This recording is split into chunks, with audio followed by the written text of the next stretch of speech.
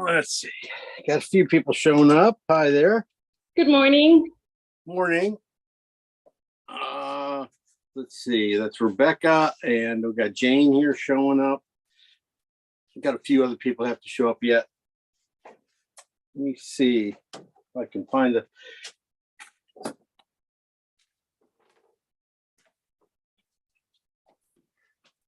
That was the last painting we did in class. It was the horse painting, which was turned out interesting. I mean, I think I still have some work to do on it. I had run off to a workshop, and so I didn't get a chance to really do any little final little things I would like to do, like a few darkenings, making sense of a reflection here. It's marked in there. It's not done right. Probably a little bit more work in this area here. It's a little messy, a little dirty. And probably figure out these guys a little bit better. But it's good. Got the guts of it in. Still two guys show. Anyway, I'm gonna give everybody just a few more minutes. It's 9:30. Everybody's takes some time to get on and things. And but what else can we talk about? Let's see. We'll start talking about the photo thing we got to paint today. I mean, people can catch up. So that's what from a couple weeks ago we did. All right. What we're going to be painting today is this dog walker guy. This is Mike. He's a dog walker in our neighborhood. He usually always is walking at least, 5 dogs. And I know him. And in fact, before I took this photo, well, me and my 2 dogs, already met him, and we changed sides of the street, to keep them all getting from tangled up, because they get tangled up pretty quickly. So I went across the street, and the lighting was so nice, and I go, that's an interesting idea, a guy walking dogs with a lot of dogs and stuff. So took out my camera and started taking some shots. I was, a little bit far away for the zoom, and things just didn't work out really well. So it gets a little blurry, but the lighting was so nice. I just love the way the shadow here cuts across this light and cuts across the light here, breaking it up, and it kind of breaks up in a kind of really nice way around the dogs. And then the light back in here, he just has just enough light, and you have this dark back here he just comes out of. I thought that was, really, really nice. So I want to bring it up. I'll pull it up here, and we'll talk about it. I got a few things to pull up here.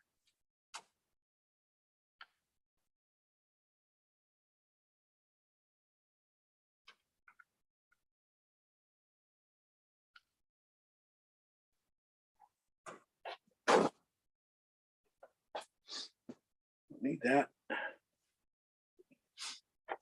1 second for it to come up.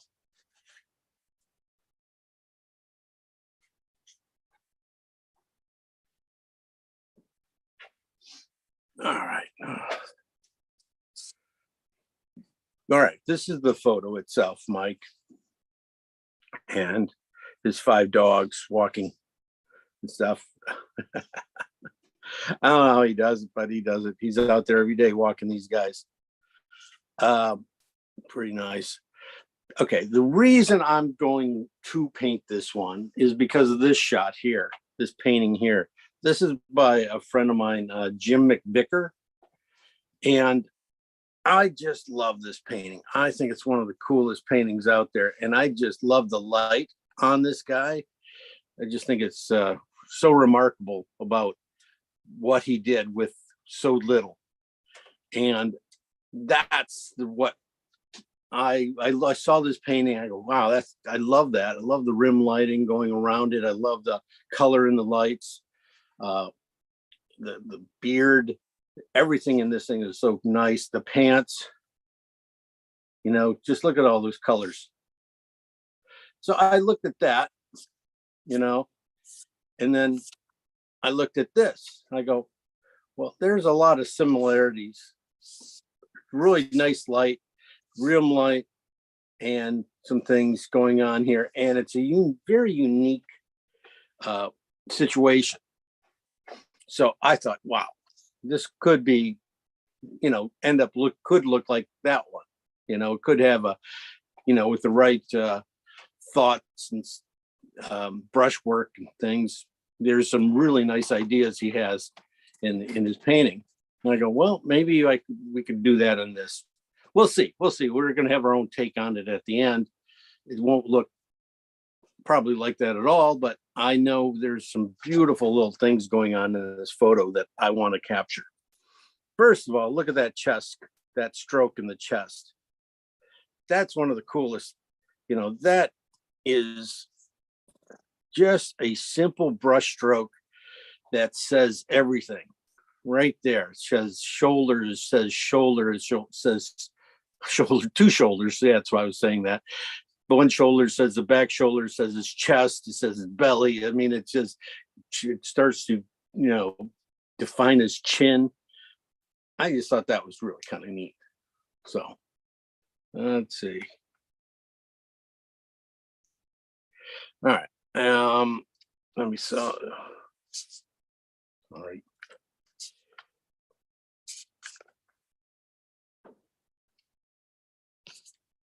So I like that. And then also the same thing with his pants and stuff. I could see those things, the highlights in his pants being really cool. So just the little highlights, and then just the little highlights in his shoot legs. I said, yeah, that's really cool. That could really work. A lot of times these are kind of like photos you pass over and wouldn't ever even want to do. So, but I've had this in my, my file for so long. I wanted to get it out of here. I want to paint it, couldn't get it done with. And because I know it's going to be a nice painting. There's going to be some effort to do because there's quite a lot of stuff here going on. And what I want to do though is show you guys how to simplify areas and make things work in the darks and in the lights, and how to simplify things, shapes, and get these things moving quickly. So here we go. Look at this great big shadow going across here. Really holds everything in place. It holds him and the dogs in place. It kind of puts everything in working.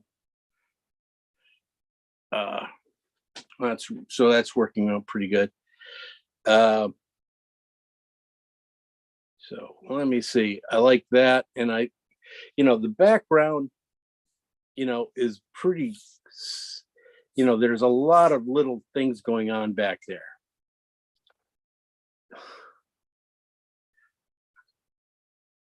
I'm sorry, guys. Somebody wants me to send them the link to this thing, and I'm in the middle of class. I'm sorry, I can't send links in the middle of class. So you're gonna have to wait. Sorry.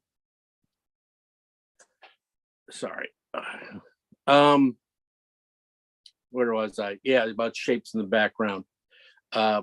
Yeah, I wanted to keep those guys simple. I know there's a garage, there's a back of a house, and there's front of a house. A lot of little things. Okay. But I'm going to try and block these guys in as, just shapes and not think about them as what they really are, and use them. I want to use them to my advantage in painting, especially when you have, something like, a dark like this, being able to use a light here, but maybe bringing it down and using it here too, to open up areas and keep things to readability, way up there. I mean, we want to be able to this thing to pop really quick and easy, and to have anything that's confusing in a painting is like a, well, it can be good, but it's really, a lot of times it's really on the bad side of of things. So, trying to make sense simply out of things is probably going to be our best way to go on this guy. Let me get rid of this. Okay. Yeah. So let's see. Okay. Yeah. Shapes, dogs, got a lot of dogs, got a little bit of highlights going on here, and a lot of greens. I think the greens are really what's going to separate this thing out. Trying to get depth. I mean, it could be very flat and that would probably be fine. But what we want to do is, create depth. And the greens pretty much are the colors here. You're going to have to get warm greens up front, and then cooler greens, another cooler green back in here, and then a final green way back there. So if you can nail these guys in space, you'll create a lot of depth. And that's where, when you got a big white object like this or blue object like that, they'll push themselves back just because of you already have set up this space in the painting. So that's what I'm going to work on. Probably, on the palette, make sure it works, make sure my darks are right, and that this purple here is going to work out of those greens. So that's going to be interesting to play with. Okay. Let's see. Okay, drawing this thing out. Okay. This is one of the things I always do when I'm drawing things out, is think about shapes, sizes, and relationships of things. And this is what I came up with for this guy. If I do a square and I double it, I'm going to get probably from the top of his shoulders to his shirt, bottom of his shirt, in that area. So I make a regular square like this. When I start to lay it out, I figure out a square and then another square. And then if I do another square, I'm going to get right to where his knee is. And I do one more square, I'm going to pretty much get to his ankles, close to his foot. And the same thing with his head. A head is, I can just see where his head pops out and stuff. It almost splits that square. So it just helps me quickly get the perspective and proportions right. So that's one little thing I kind of feel like is right when I start to paint, and it will speed things up. Again, I'll be using that little pro to kind of figure out a lot of other things too, like where the dogs are going to run, and where they come up to just above his knees, and where the shadow runs, kind of, if that's going to work. Like, I'm not worried about the shadow of that, but I just said that's a great place to see where lines are lining up, where things line up. Let's see, anything else? Value. We start looking at value. One of the things I was looking at too on value is how dark his shirt is compared to the other greens. They all run right here, down here at about a 9, 8, 9. And then the high keys all run right around a 1 and 2. So that's going to be interesting to come up with, trying to get how bright I can, keeping that light there consistent, and making sure that these warms here are brighter than these warms, these cools back here. That's another thing too. It's going to help get perspective on this cement, is that cement is warm, and this cool back here is a little bit cooler.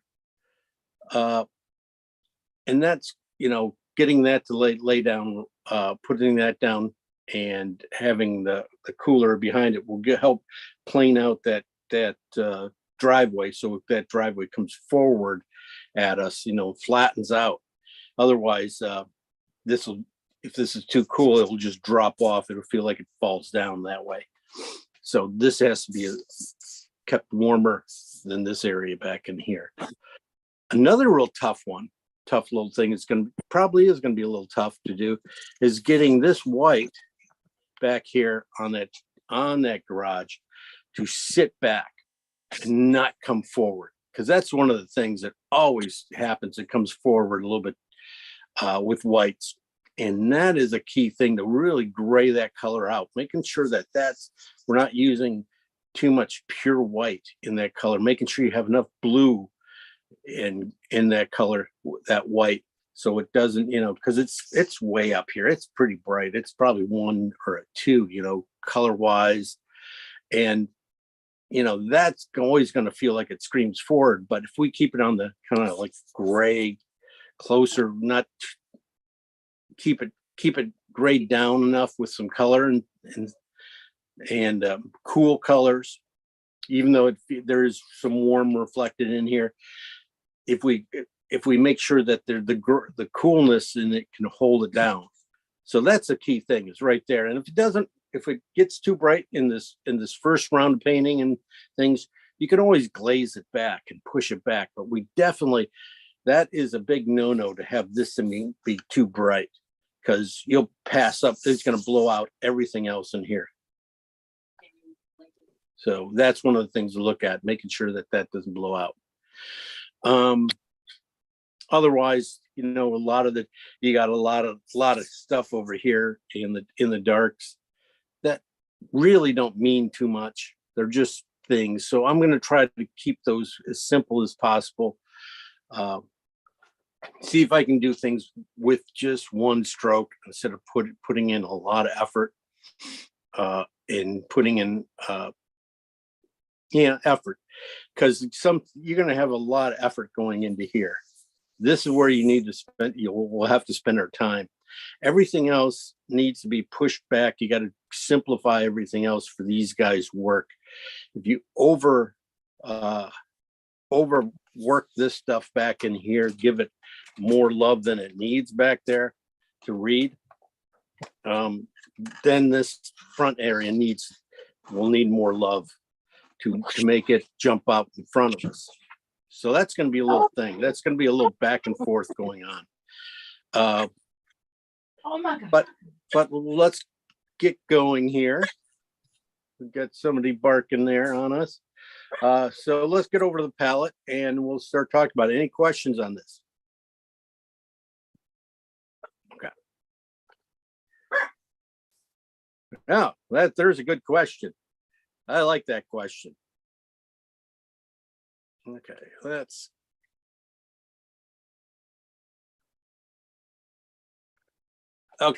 let me straighten up my thing here. Yeah, I was running a little behind today, so I didn't even put out my paints, and I got it a little bit too far.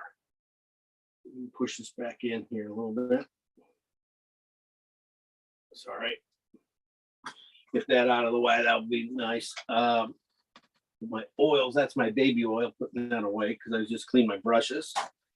Gotta wipe this down, making sure no baby oils on here. Okay. Colors I'll be using today.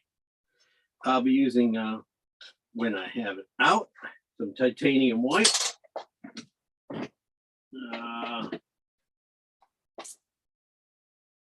Titanium white. There's some cad yellow out. Make sure I have a lot of titanium white out. Next to that is cad yellow light. And I got some cad red light here. Here I have some cad medium light, or in the cad red medium right here. Cad orange, some oxide red light. Here I have just a little bit of ochre left over from painting. Sorry, just cleaning up things as I go. That is alizarin crimson down here, alizarin crimson, and rose madder deep if you're playing with Rembrandts. I'm getting rid of this blue. This blue's old, too old now. Sorry. I use a cobalt blue hue from Utrecht for my blues. A lot of oil in that. And my last color is going to be phthalo green. All right, like I said, coming back from a workshop, still got everything messed up in here. Get my phthalo green out. There we go, phthalo green. That was pretty easy. Okay. Phthalo green, that's all we'll need for this one. Let me pull the photo down.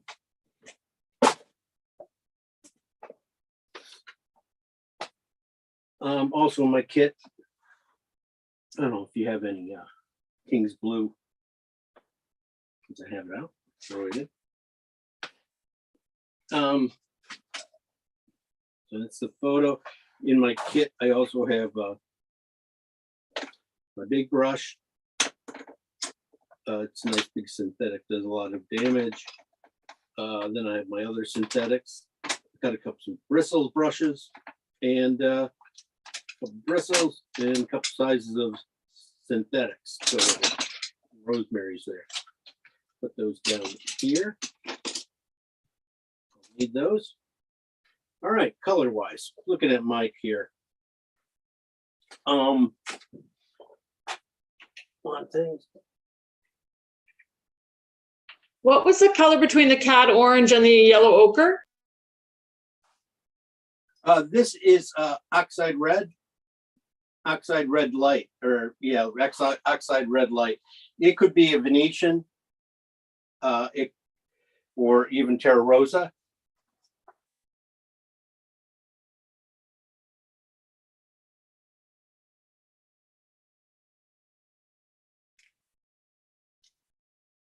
All right. Color wise, I'm going to look at these dark colors first, try to get those guys some separation first. Let's go with his shirt first. His shirt's a kind of as a purple. It's kind of a cooler purple. So let's start with that. And that's going to be pretty much straight color. That's going to be like straight blue. I'm going to split that. So that's cobalt blue hue. And I'm going to go with the alizarin together in that. I'm going to put just a little bit on this side. And let's see what color kind of goes.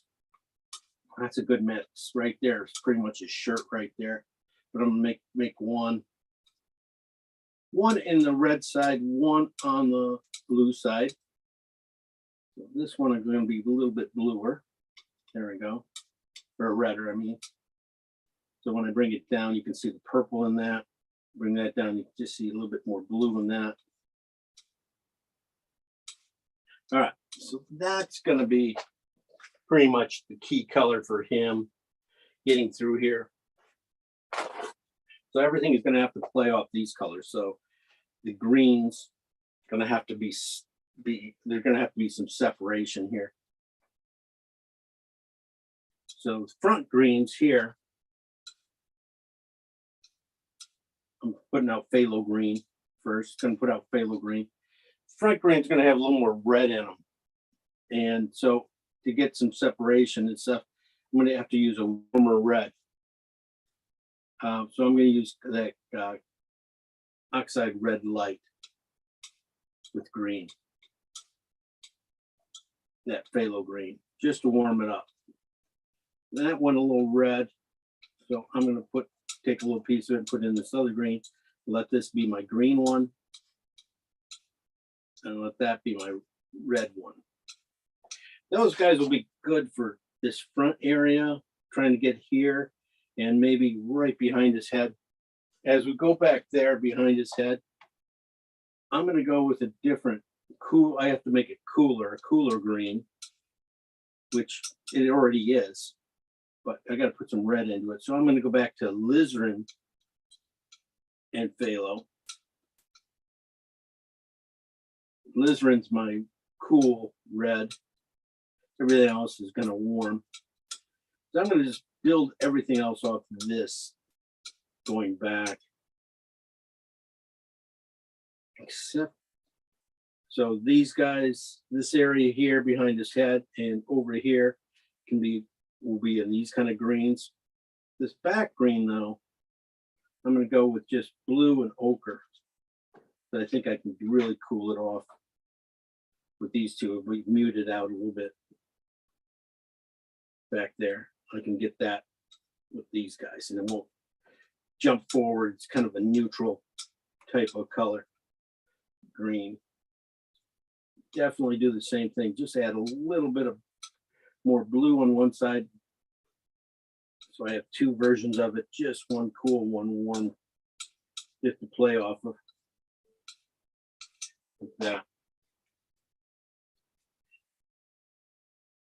All right. All right. Those are my key colors for the painting. Now, what I'm going to do is just take each one of these guys down. The greens I'll probably add a little yellow to. These cooler blues and purples and stuff. I'm going to start trying to get the rest of him out and start getting into some of these shadow colors. Wait, one more color, sorry. My favorite colors. This is what's going to make all the cement. It's going to be the same thing. It's going to be oxide red and blue together. Oops. Strong color. So it's just kind of wiped out my blue.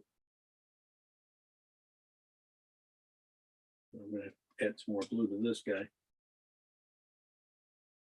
Get it through. This will end up being a lot of cement colors and stuff. So one, got to have that in there. So I'm going to take these guys, split these piles here. The red, these alizarin and blue piles, and then this oxide red and blue pile. Take those guys down. I'm going to even do these guys a little bit. These are going to be smaller piles. I don't need too much paint today. I'm going to take these guys down a little bit too, because there's a lot of grays going on in here. Value wise, now this line of colors here, I'm going to knock them down and look for a value right in here. Probably that's your main thing. That's probably going to be like a 6. So if I take these guys and just put in enough white, make these guys a 6 value, I should be fine. This will start get me a shirt. You can start seeing the shirt start to pop out of here. This will be another nice piece to it. I like having the really dark things to really will be able to hold them in place. But then you need just a little lighter color in here to kind of start to get form. So I'm going to bring these guys all up to about 6. Those guys are still a little dark. Very good. This will help me get a few different greens going too, because even though it doesn't look like it, there are quite a lot of different greens, and sometimes it's just a brush stroke here and there. And since I have the colors here, I'm just going to go through it. And then a lot of times you're going to find some nice mixes that will just happen. And it's good to remember them. That you're going to start getting, you never know when you're going to get a really nice color that you didn't expect.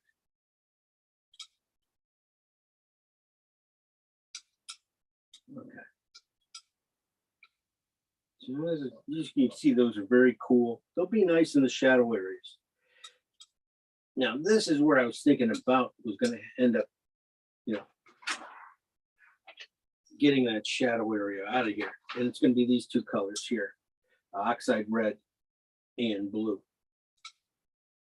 Probably more on the blue side, but the red side, if you keep these guys together in the shadow, if you put the red, as you can see here, you put the red in this shape, if you put the red in the bottom of the shape and the blue on top, you're going to get that, it's going to fall back into space. But they have to be, again, about the same value to work. So I'm going to keep this blue just a hair lighter. I think I'm too dark. I'm way too dark. So I'm gonna lighten that up.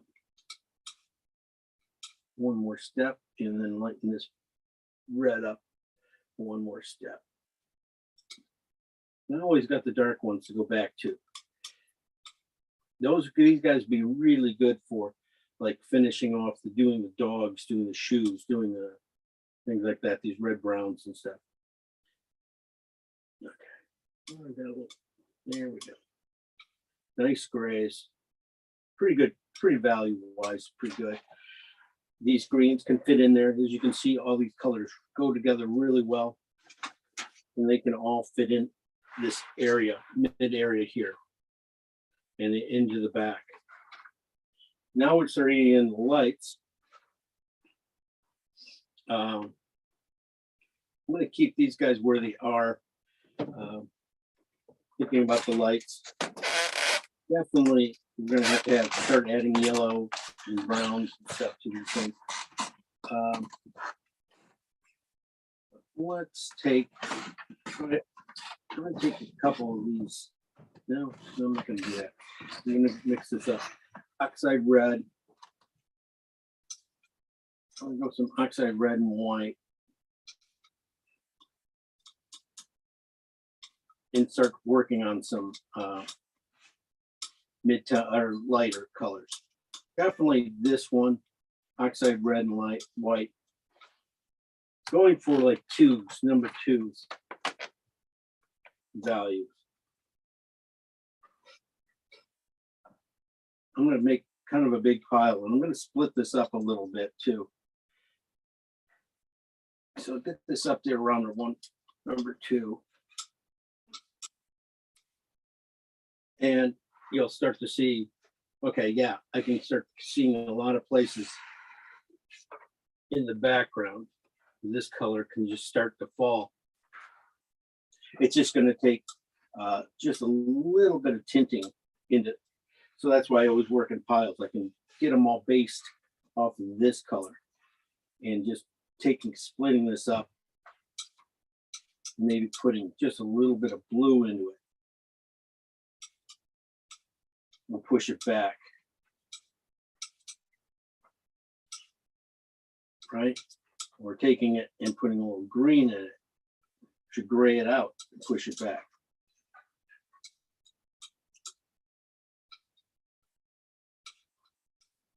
We'll take a piece of it, put some cat orange into it.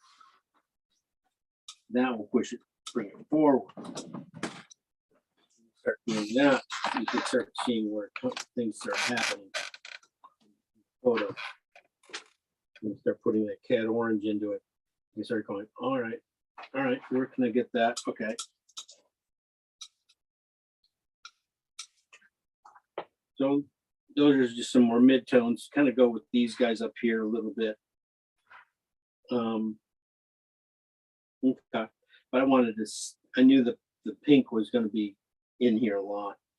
I'm going to take each one of these colors, really pop them again with white, trying to get them like, I'm trying to get this, thinking I'm going to get this driveway color out of that.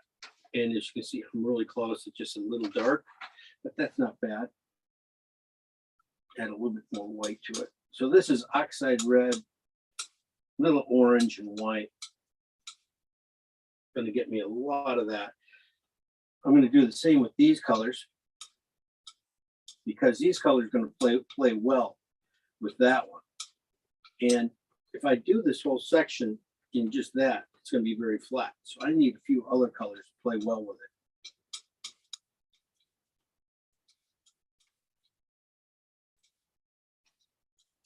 So when I get these high key things, and then you start saying these cooler areas, this could be cooler. These two could even go back farther. And this one I could just warm up a little bit.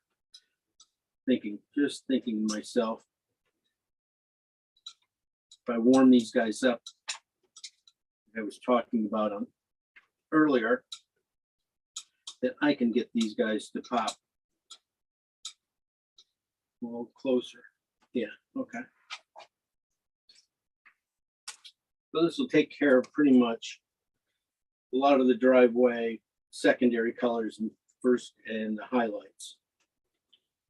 As you can start to see, we're getting these really high key thing areas. We haven't done the dogs yet or him. They just kind of are going to come out of these colors pretty naturally. They're not going to be pushed too hard. I'm not going to pushing them. You know, I won't have to make up too many more new colors. Pretty much these colors right here can do pretty much this whole painting, except for, let me see if I say that, but I want to do a few other things. Let me make sure I got this that I covered. I think you can see how bright he is compared to everything. Thinking that's like, look at that, that's like a number 2. So that's going to go way up there. So, but I want to keep it really cool back there. And I want it warm on it cool. So it's almost like a gray, warm gray I got to put back in here. So make it warm. So it's going to be basically bit off of white. So I'm going to take a little warm green and red here.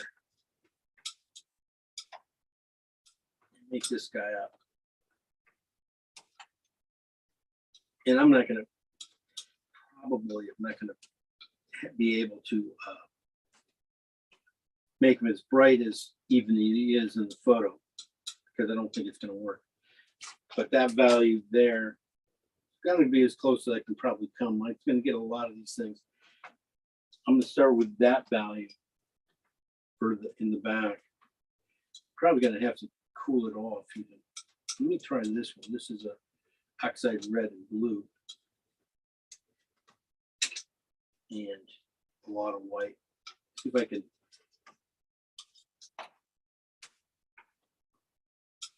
get a mix of colors here that can get it. Yeah, it does it. Does it. Okay. Feels a lot warmer than back in here. Okay. I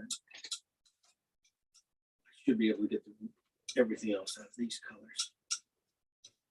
So that's oxide red and blue. This is just a little bit more oxide red. Getting a purple in here. I need a purple light. Purple. Thinking about this garage door. So I'll just be using these colors here and taking them up into high key colors. That one's going to take a little while. That's a nice. Get that, use it along. I'll be able to use these guys here for trim and that kind of stuff. All right, the dogs themselves and him, they're going to be kind of built off the same colors and stuff. Again, oxide red,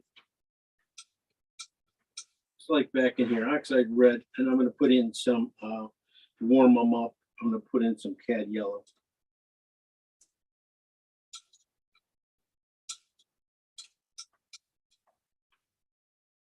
Way too strong. I'm going to make a couple of these kind of orange purples because it's orange, yellow oranges, because there's a few things here I want to do.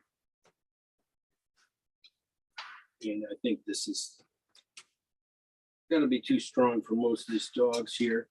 So I'm going to have to cut these guys with some white. But I want to make a couple oranges for them. They're not all too much the same.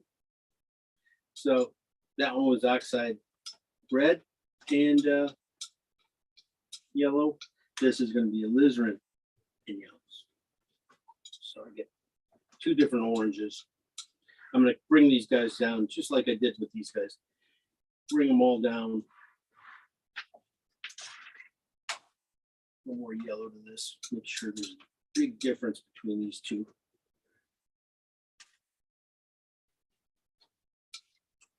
I can get that in here easy. I can just tone it down a little bit. Now I'm going to add white to these colors, just a little bit of white. And I'm going to bring them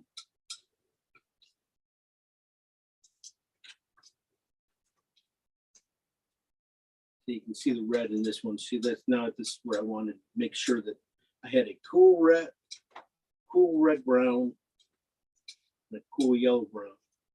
I mean, a warm yellow brown. Then I'm going to take them all the way to match up these guys. That's going to be all over these guys. I wanted these guys a little separate from those.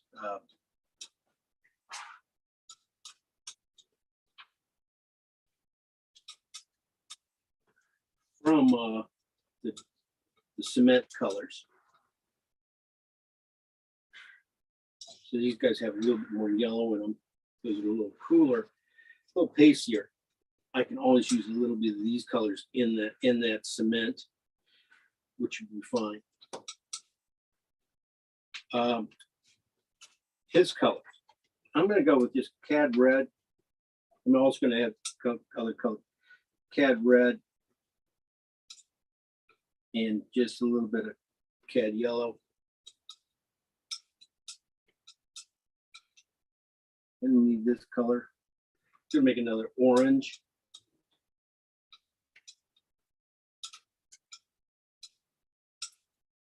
But I can start to use that in here too. Find places for it. Just nice little areas. And again, knocking the last piece down a little bit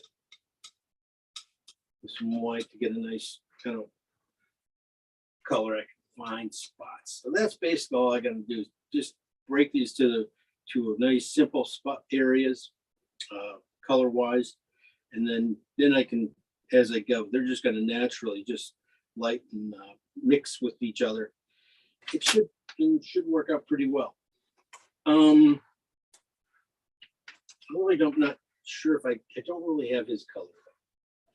I was hoping it was going to be that color. This it should be up here. Oops, got a little blue in here too. Just add a little more alizarin to this yellow up here. Just got a little bit of thing, but that should be closer to that. Not wanting to play right today.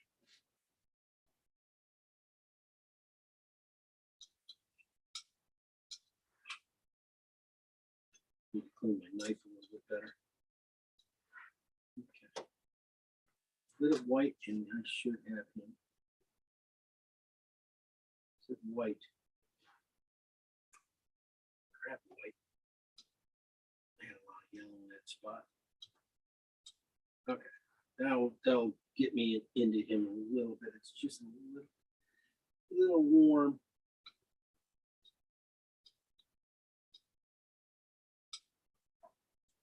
Okay, that'll work. I'll set that guy down here a little bit for his color. And then if I need to warm it up, yeah, or cool it off, I got all those colors to work with. All right, I'll go through the colors again. And kind of where I think I'm going to be putting them. I didn't do the house color. That's going to come right from here. Just blue. Blue and white.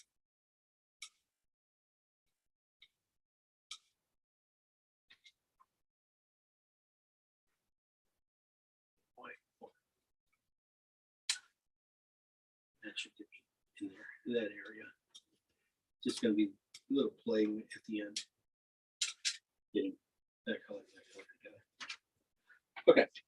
I start off with alizarin crimson and blue, or rose madder deep if you're Rembrandt colors. Okay, so more blue than alizarin here, more alizarin than blue here, bringing them down to white with white.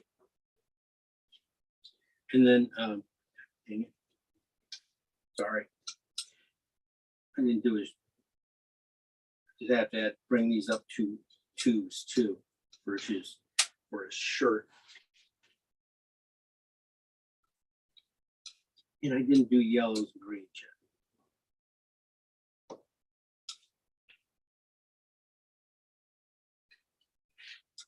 Sorry. I'm not too worried about those So, like I said,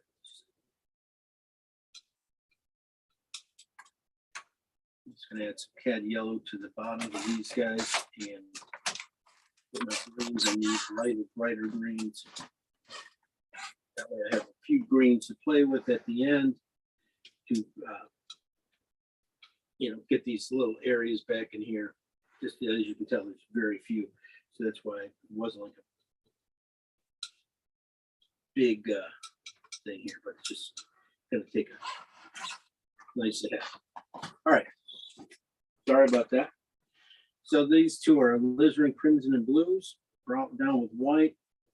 You can see the purple starting to get in for his shirt.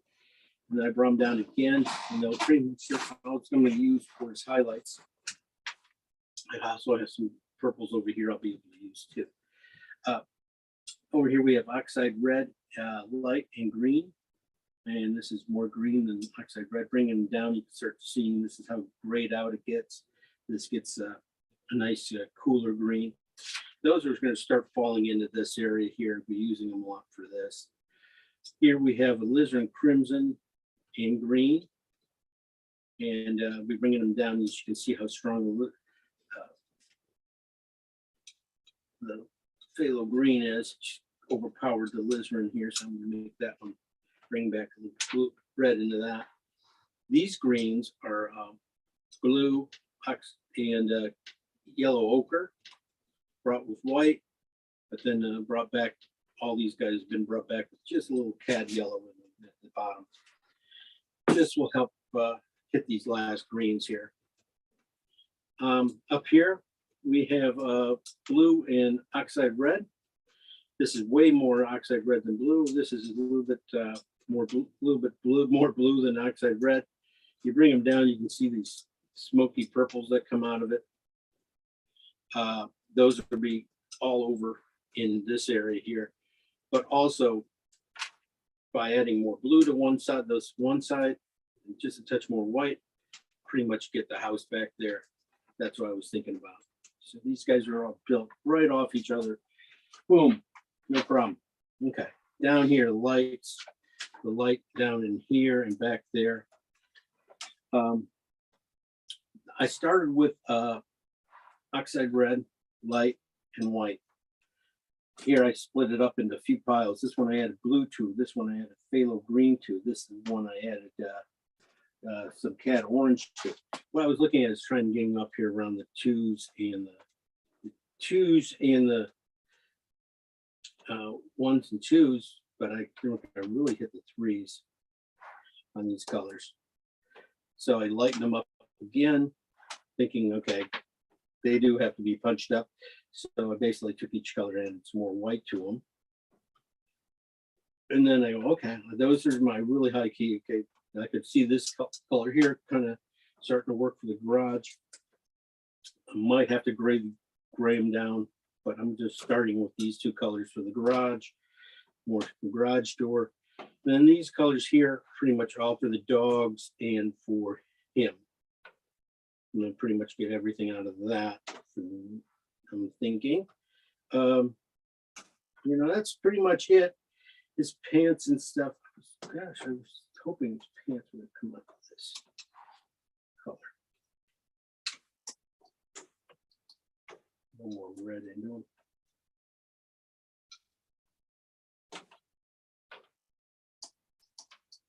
Oh well, we'll do that. I'll get his pants. I could plenty of these colors to throw in there, warm them up. All right. Question. Well, you guys are all too quiet. All right.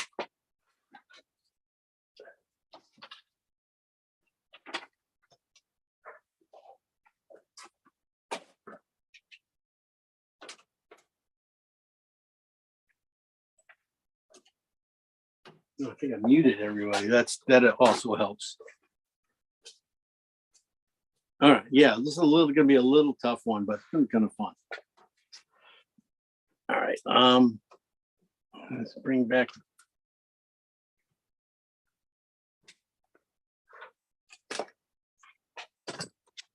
And bring this in today. I'm going to bring this over to the side a little bit before I can get my feet in here. And turn this camera. There we go. Are you painting on paper today? No, I am painting on canvas, but it is a just sheet of canvas. This is good stuff. Let me pull it up as close as I can for you guys.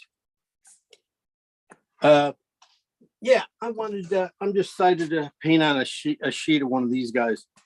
I think just sheets of canvas. This is canvas. This is linen, oil prime linen. This is really good stuff.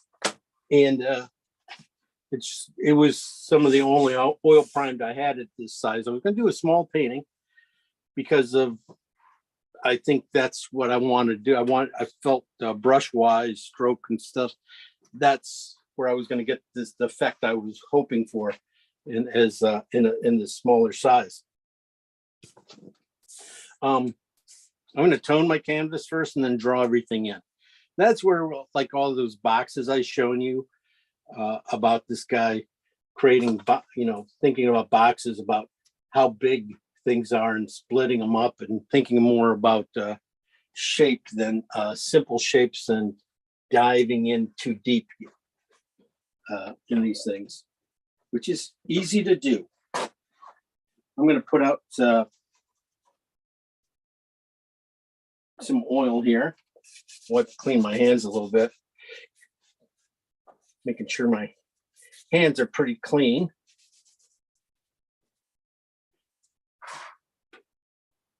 It's always one of those things in painting, making sure your hands are clean.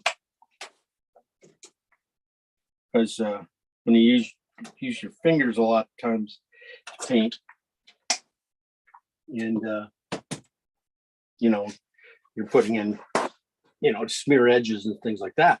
You always find out your fingers are dirty and from other paint, and you kind of make a mess, more mess than anything else. I'm using some oxide red here, light, to put in this thing, just to tone the canvas. It's pretty much on these things I have to do. One thing here, I got to set up.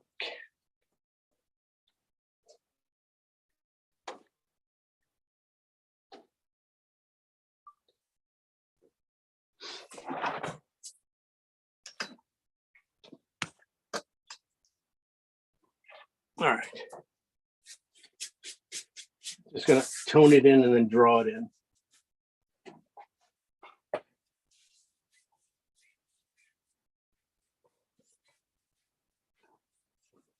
Yeah, to get a lot of these canvases to start accepting paint sometimes really, mine they just kind of beat up, some of the oils beat up at the beginning here. So I just want to make sure I get that off.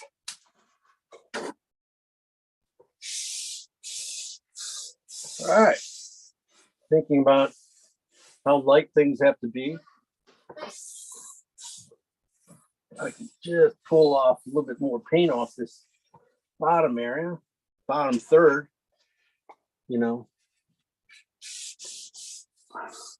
starts to work right off the bat.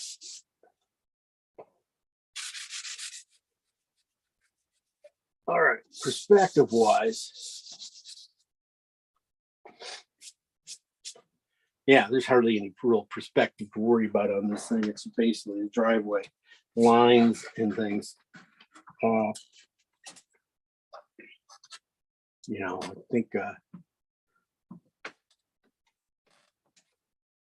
right about here, I'm gonna start making the garage here. All right. I think I'll make that spot there my vanishing point, so everything goes back to that goes in this one direction. So I can just follow that down, and that'll be my driveway lines, they're all gonna come back to this one edge here. You know, I'll come right back to that dot.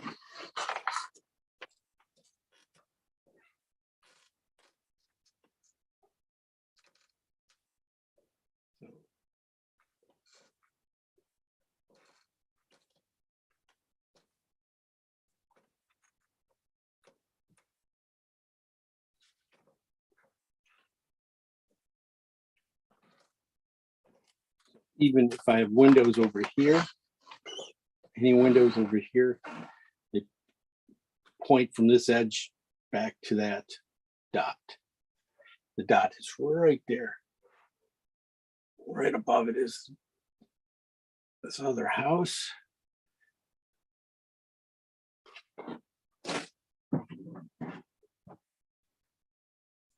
See, those are just simple shapes, just telling me where things are.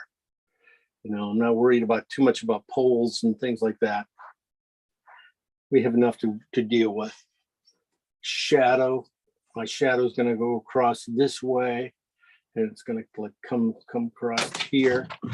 Little angle would be nice because otherwise it's going to be a little boring. So you might want to hedge your bet on this thing and make it just a little bit downhill shadow wise, so you don't have too much of a straight line going across here. That's going to take up, I'm going to push that back a little bit too. I want a little wider. Okay.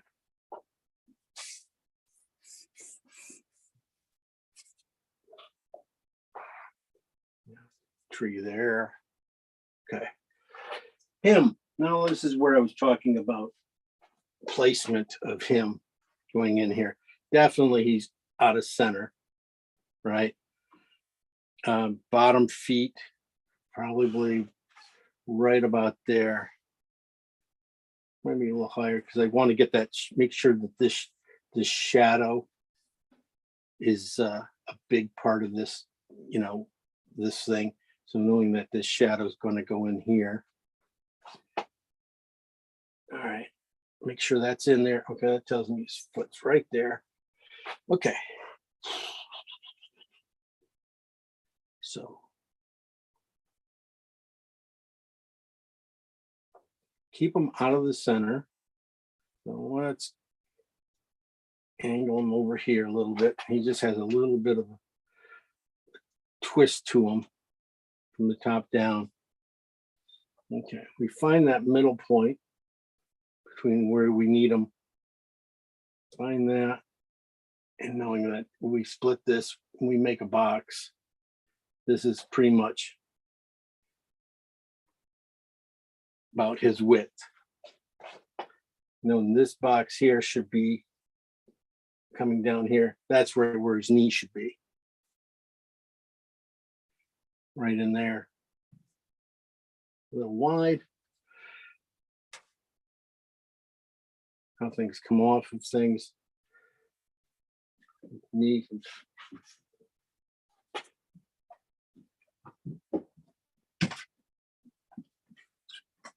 A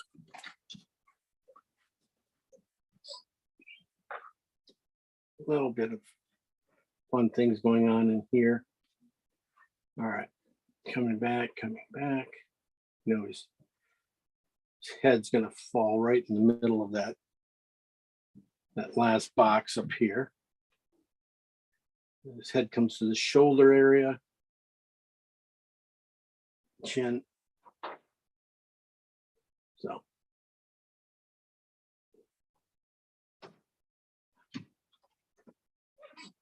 something like in that.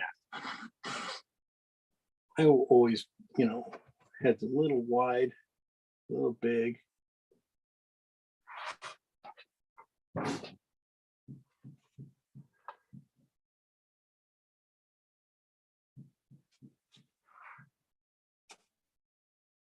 This is right in there.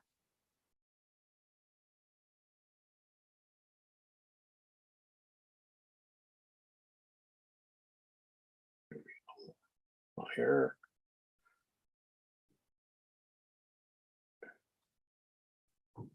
Not worried about the niches and things like that, leads and stuff. It's just gonna fit there. This kind of tells me right here is dogs' heads are starting to come in right there, and right in here. I want them to break that shadow, so it might end up bringing that shadow down a little bit.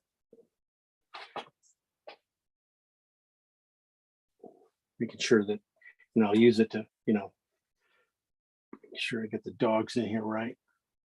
They read good. Just think about the highlights on the dogs' heads and stuff.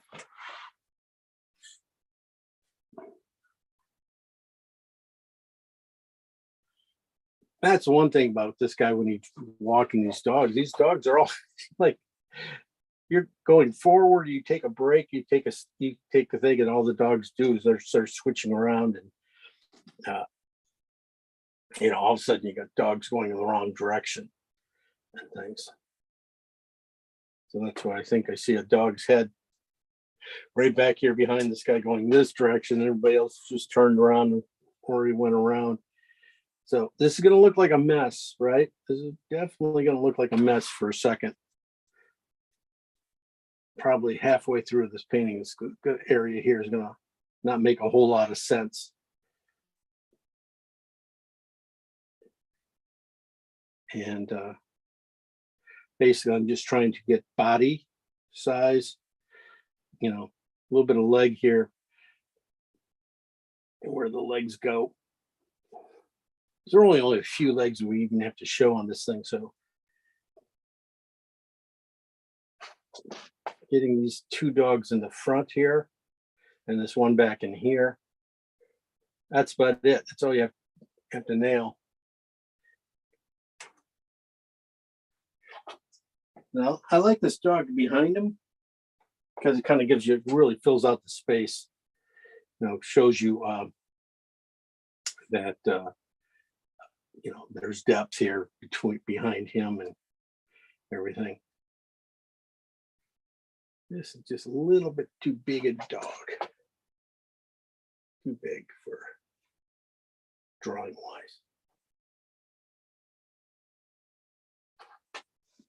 Tail goes down a little farther. That's good. A lot of things, I'm doing measuring all the time when I'm painting. Measure. And a lot of times I'm using my brush for that measurements. Figuring out how wide one thing is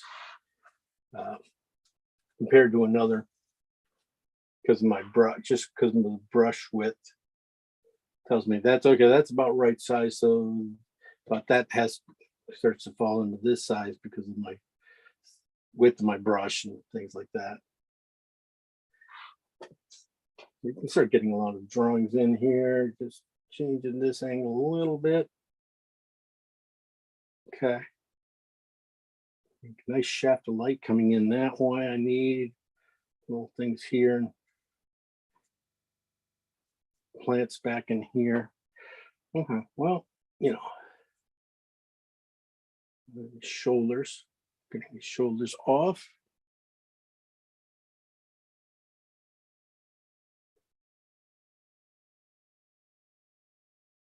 Okay.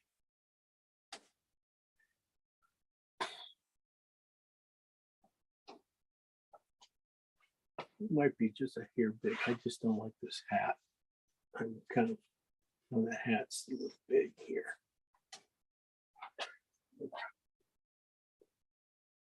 I might come over just a hair too much.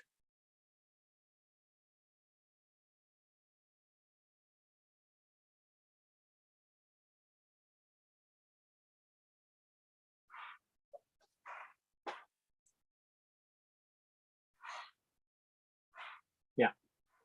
Let me wipe out a little highlights on these backs of these dogs here for you guys. Just going to wipe off a little bit.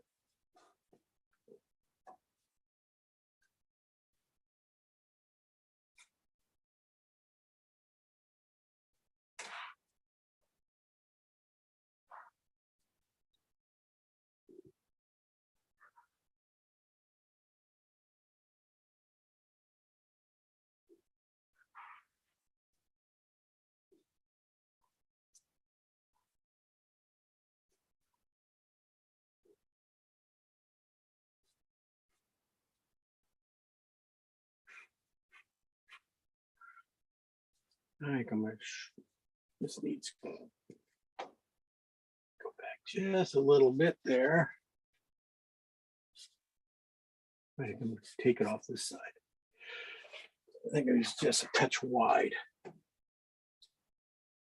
If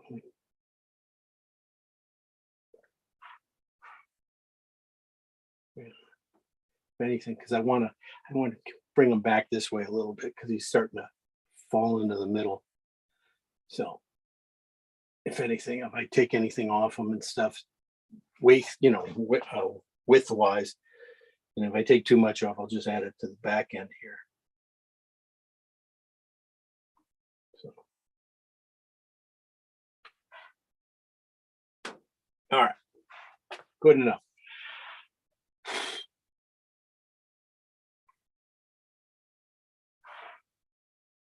All right, let's block in some darks. I want to make sure I pop him out right away. Him and probably some of the dogs. So that purple made up first, the oxide red or the alizarin and blue. I'll be using that first.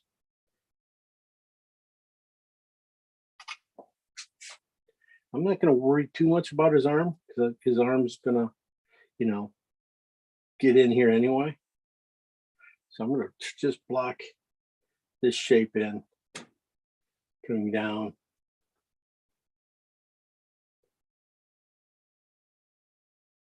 At the beginning here. Got to start somewhere, right?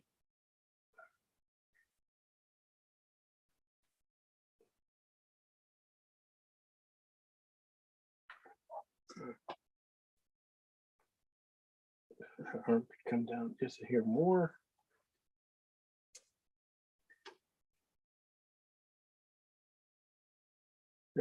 Just marking where I think the feet are going to go. Wow, it's going to be way off. Talking to myself too. Sorry. All right. Keeping it loose. That's just the basic one. I might put in just a. You won't be able to see this, but I'm putting in just a little more red into this blue, right into his where his crease would be, like where his shoulder and arm would separate here. So just putting in a little more red into that color. Okay.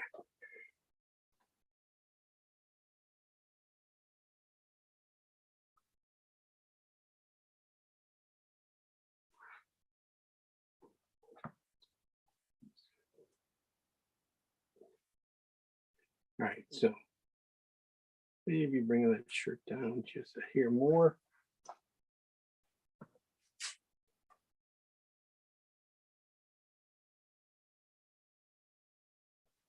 Okay, good enough. All right, now I'm going to go right to the greens and get these greens back in the back. I want to put this kind of oxide red and phthalo green, right in here behind this dog here. We're going to put a little bit of a warmer color over this at the end. But I want to get this shape in here nice and warm because it can go up into a lot of these other plants and things really quickly.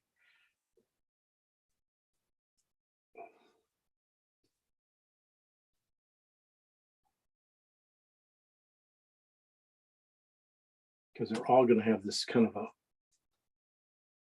same feel. So pushing these two colors together. And that way I can see if the separation is right. The green is going to separate from the blue pretty nicely, which it does. So that will be goes in this section. So this is oxide red, phthalo green going in here. Behind him, that's where I was going to use this blue, phthalo green and oxide red or alizarin colors and greens. So there's going to be a behind him, I mean, around his head, there's going to be some light, a lot of light coming through here. So I want to, I can just get this right into his shoulders and match up with this other green. Even though this color is almost darker than what I have here, because it's cooler, it falls back into space. I'm gonna break this hard line here, just bend this bush around a little bit, make sure it goes around his head. Right about there. And come back around. More green on this side than alizarin. I'm going to start pushing cooler the red on that side. On this side right here. And then over here, it's going to have just a little more green in it, lighter.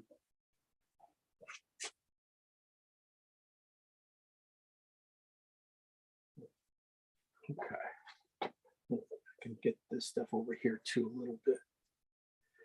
That, and you can start to see, you just block these things in with these greens. You get these greens in here, they kind of start to create the space for you. So.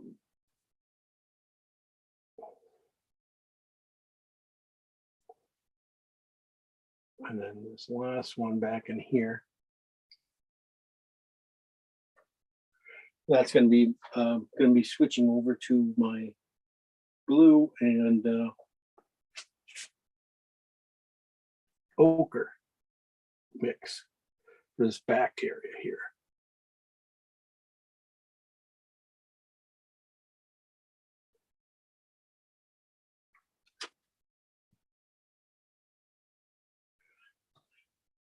That's my blue version, and then I get just a slight ochreish value. It'll make a difference there. But now that I got these darks in, I can go back in and put some lighter colors into them. I'm not going to go to the yellows too much because they're going to dirty up everything.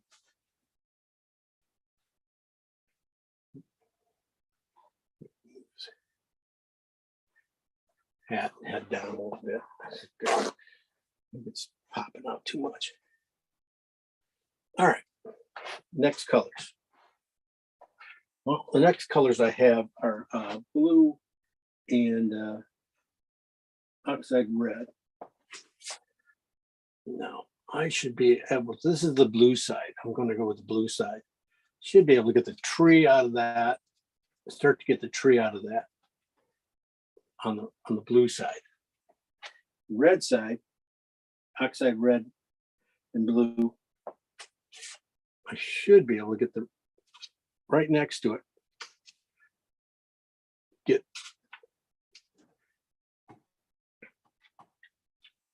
Be able to get the house value on it. Now you can start seeing in here slight separation, but they're really, really tight. And that's what makes for a good painting, is tight separations that are, you probably shouldn't even be, shouldn't they read, but they're in these darks. I'm trying to see what they do, but you could see red, you could see green, and you can see where this one's has some changes. And this is where it's a lot of fun to be able to come back in and you put in some reds into some of these greens up front here and just really pop them out a little bit more, because they'll come forward and it's going to be really nice. But those couple of colors right there are working pretty doggone well. The dogs. So great thing about this brush too, I'm working with. Look at that, I can just figure out my lines pretty easily, where things go. Leaves go and stuff like that. All right. Greens are in. Big things now. Now a few big things. I'm not worried about the back houses. They're pretty much, I got the blue. It's a big big thing of blue there. It's not like anything else. So what I'm going to be doing is going right to the port things. Get this stuff up here in front done. It's going to be doing the purples first. And then those are just the same colors we had. I just painted here the oxide red and blue mix and on the red side and on the blue side. So these guys are going to be just with a little white into them, probably to like a number 6 value, maybe more. But this is where I was talking about putting them. I'm going to put this red here. I might even push some more red into this color too. But right now I'm going to use it as I made it. And just going around these shapes of these dogs just a little bit. I can always bring in those dog shapes pretty easy. And start to get his knee where his knee is. And, his knee is going to come from this point. And now I'm going to come back here a little bit. Come in here. All right. So that's the red side of this color. It's also going to come in here in the shadow here. I'm going to do the same thing here. Push it in here. Don't have to be perfect about this putting this in yet, but just getting it in here is kind of, while I have the same color, just will speed things up as I go. Because now I got to get back in here.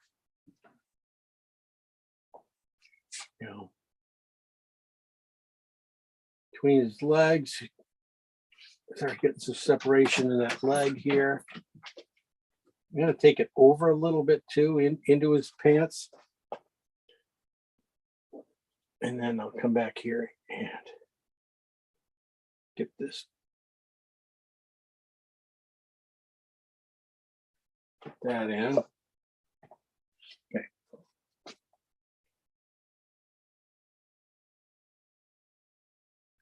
Put that dog.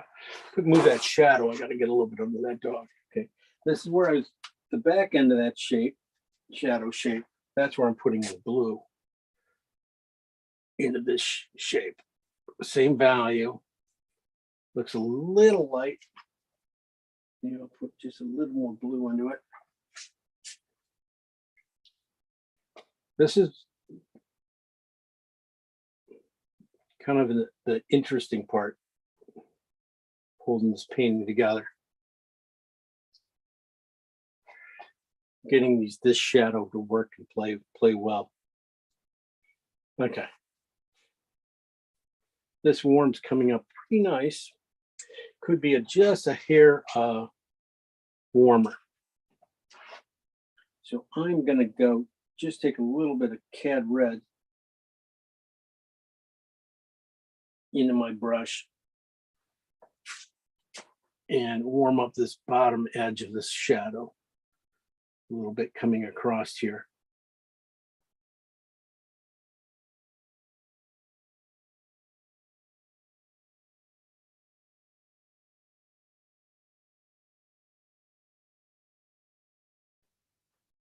Now just cheat it, and then that means also I'm going to put it down here on this big shadow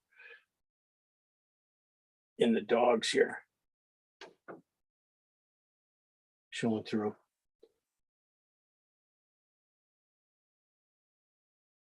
Yeah, I'm not going to worry too much about all these feet and anything yet.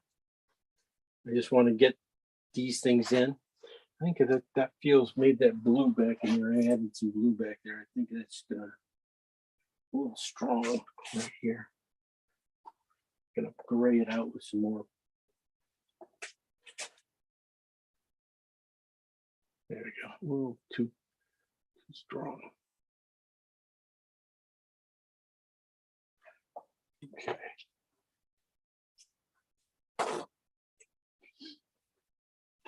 Well, now I got that blue. Now I can just put in that house I want. See, a lot of it has to go with what's on my brush. So I'm not like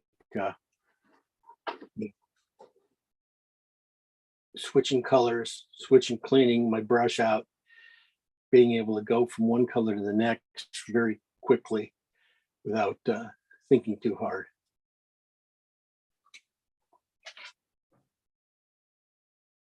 Putting them in basic colors back in here. I'm not gonna now either probably just darken them down a little bit.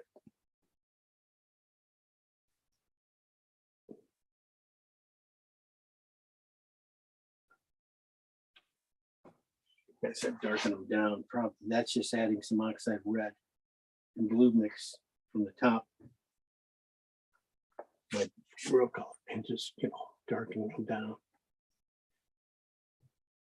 Just a hair. That's probably almost too much, but it's okay. Lighten it up just a little bit more, just to get me that outside going on.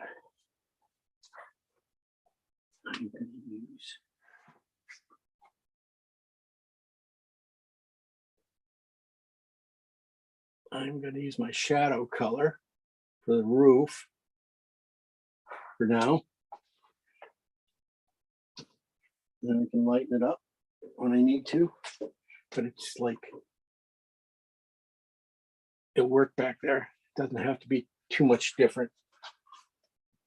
So I want to get the back kind of pushed in really quickly before I go and spend the rest of the time on the dogs and things. That's a little, just a hair light. Okay, this is going to be oxide red. That mix I made, oxide red and white. And I'm just going to put a little bit of the shadow color into it. This shadow of that into it, just to push it into place. So it's kind of a warm gray. And this is the bottom part of that house. Is just kind of a, a brick back there.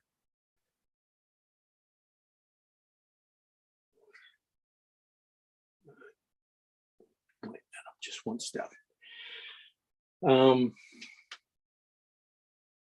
Yeah, I'm not gonna be doing a ton of work back there. I'm just want to just get this thing in some separations. Okay.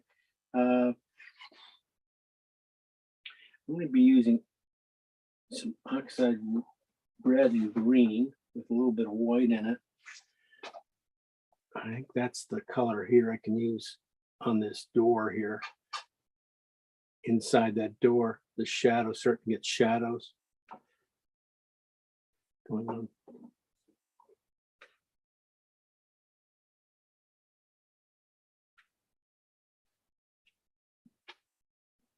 There is a window up here too. Could do.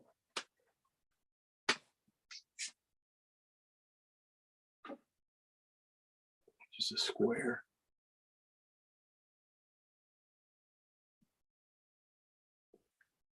Okay. The rest of that is pretty much all that's all whites and stuff. So we're going to start working on these other whites here.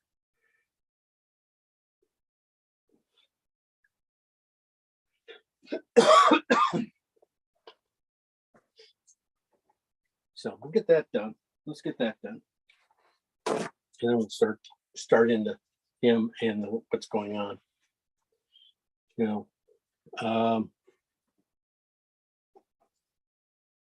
going to paint that garage door. I don't even paint my own garage door. I'm going to paint this guy's garage door. And that's going to be a gray. That's kind of a gray, cool gray.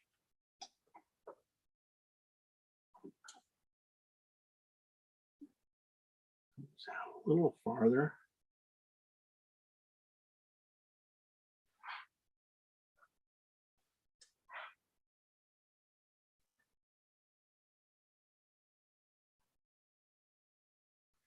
Should come into his chest too.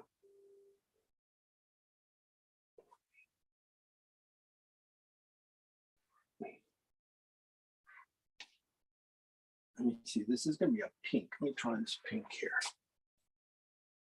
Pink white for this building. I'm finding this coral that's kind of down here right now.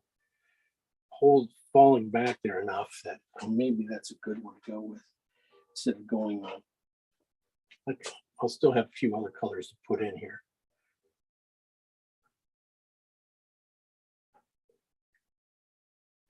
I want to get these guys back in space.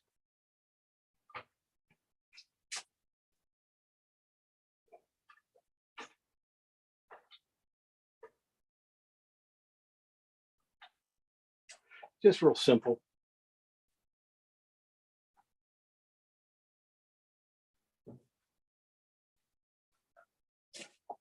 Because I'm, about ready to change brushes and go on.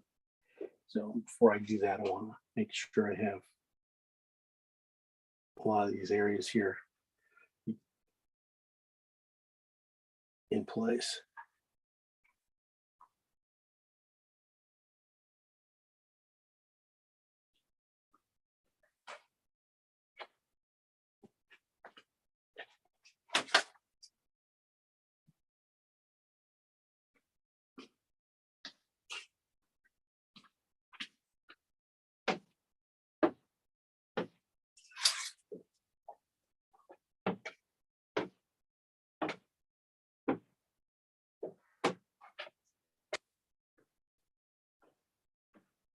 All right.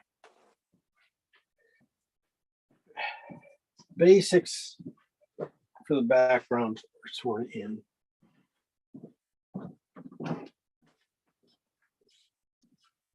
Putting in a little warm right here on this edge here because I kind of in the shadow of that garage there. So I kind of felt it there.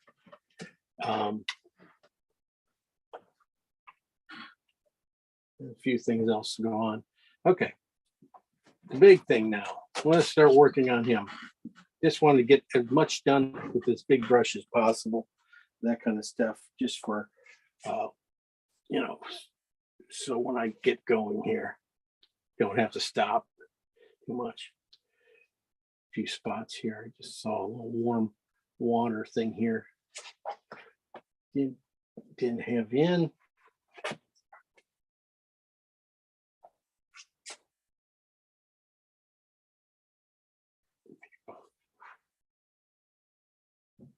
There's some leaves you can think about putting in. A lot of them are just going to be marks. Don't really want anything to be too tight back there. So it's just going to all work together. So this value here is pretty good for what we need. I'm going to do one thing here. I'm going to get the bottom of this guy a little finished off.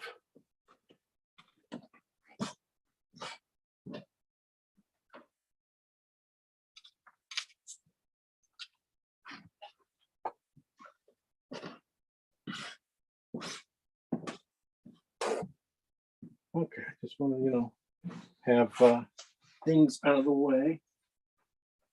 So when I put this brush down, I'm probably won't gonna be coming back to it for very soon.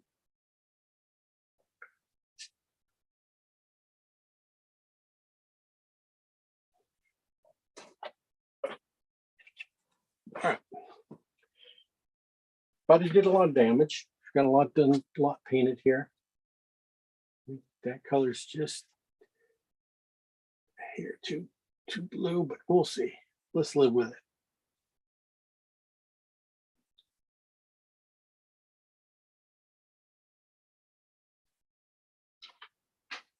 Thank you, brush. Okay, now I'm going to go to couple smaller synthetics, just like a number 10 to get start working on him. Might be 10, but I'm gonna put my 12 instead. Okay. Gonna work on this area him and work down. Definitely let's get these shoulders out in here right.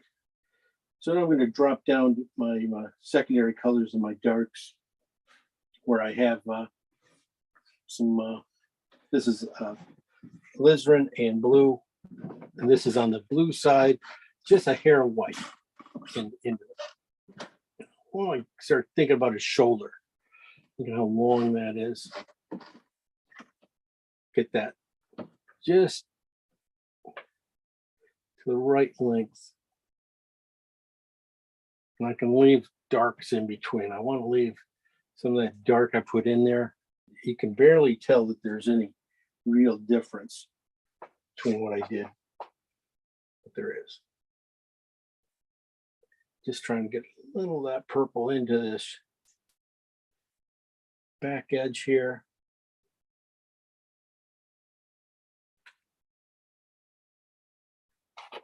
Then when I go to the front, when I go to the front of him, I'm going to put a little more red into my color.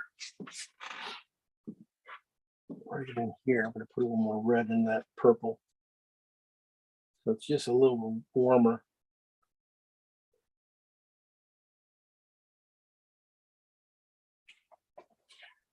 I'm going to be able to get all this shirt ideas stuff in here.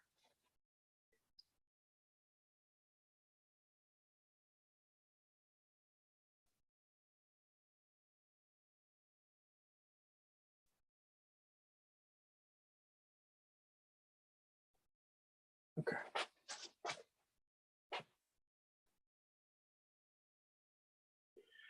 All right. I'm just going to jump down now. I'm going to put a little bit of more purple in this one spot here. I want to hit really good. I'm going to switch off too. I'm going to grab some regular brush, take a bristle brush.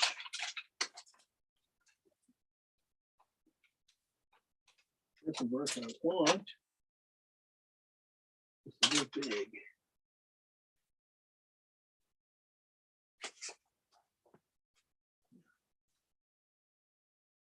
All right, I'm going to go to my purple, a light purple I'm going to be using here. So it's going to be a little bit on the red side. And what I want to do is drop it in here. What I want to match up shape or line, or so this comes in where it comes in, and how I pull it down and where I stop. And see if I can get this in with one stroke. So.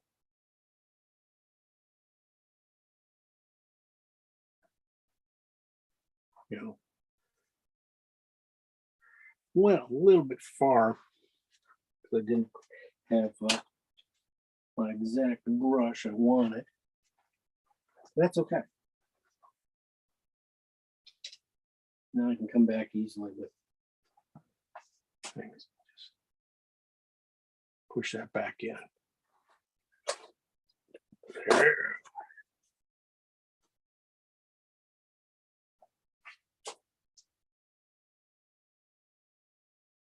Carve back out that line here. I like that. I can deal with that. Thinking about it where his arm is, its shadow here. I want to make sure that I have enough room that little dot of color down in here stays. So that just tells me, okay, I got to put his arm just above that shadow. Okay. Speaking of that, I'm going to just clean out a little bit of space here. This is where I think I had his elbow coming down to. And his forearm just comes across to there. Just a little high.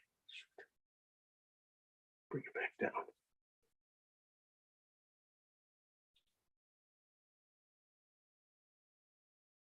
So if you use enough paint, you can get a lot of little things done. I just wanted to pull off just a little bit of color because the color I'm going to be putting in here, the red and stuff, is going to be a little bit of a mess. Same here with his hair and beard and stuff. Don't mind him catching a little bit of green stuff, but that's okay. Definitely want to switch off to a different brush now because I was having problems with that one. That was just a little bit too big for this this space. Oh, it's the brush I wanted. Okay, I'm gonna do his pants too. I want to tone his pants down.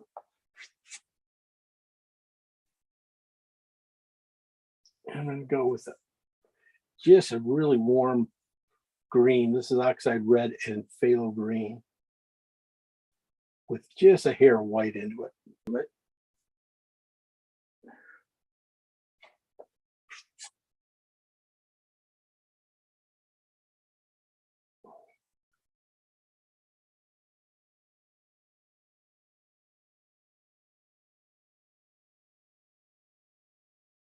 Look like I got. I'm gonna take the shadow over too. Boy, that shadow's way over too, not far off.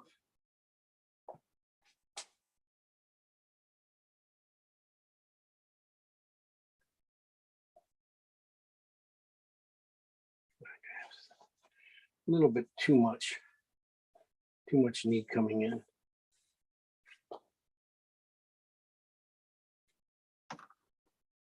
All right, this color needed to get back in here anyway.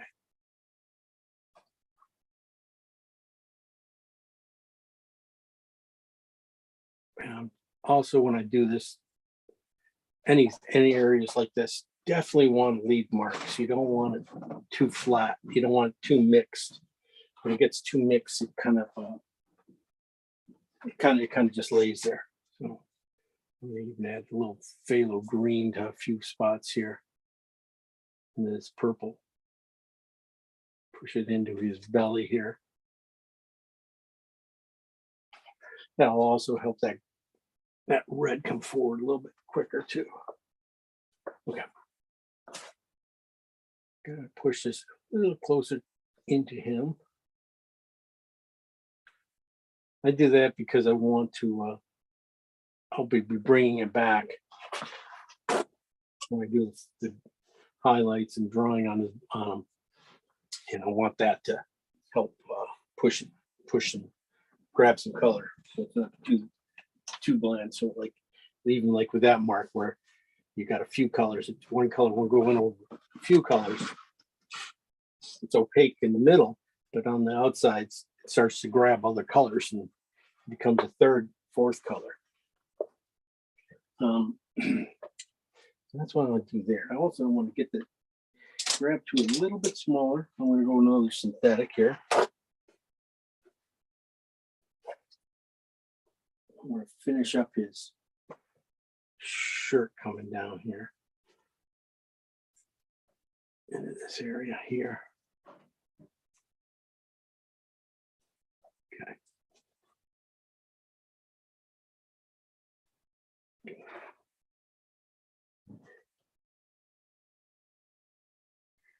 Okay.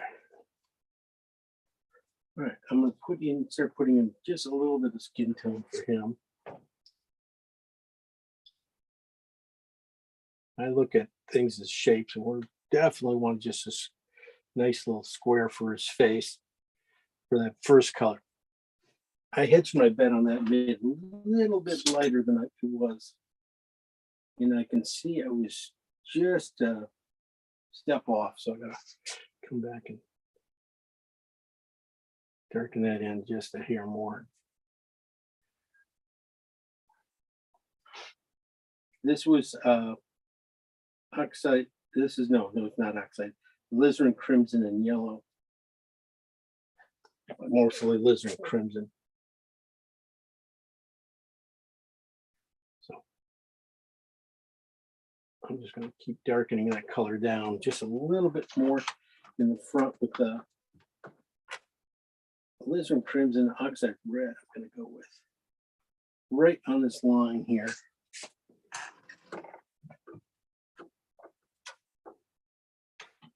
a little bit stronger than that. I'm just being a little tentative.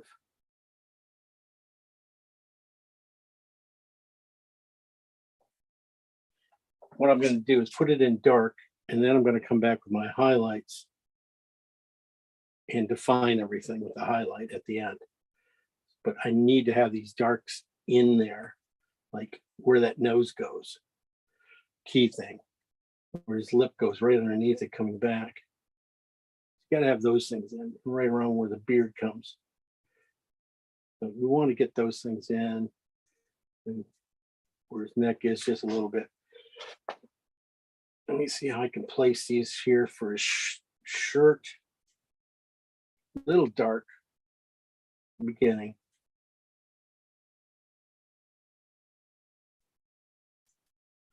Just get the shape in. Get his hands in place.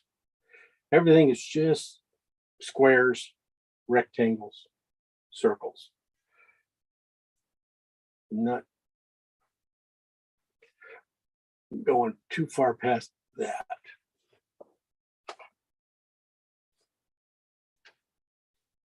Okay.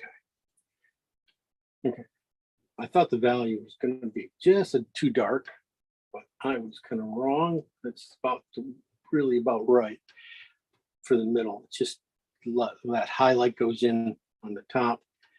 It's going to change it a lot. I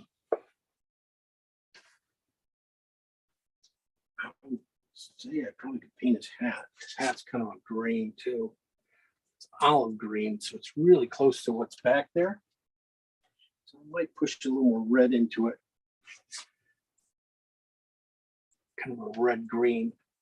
And then when the highlight comes in at the end, I think that's gonna help make it. I do need a little bit better brush. This brush is just a little kicking out on me.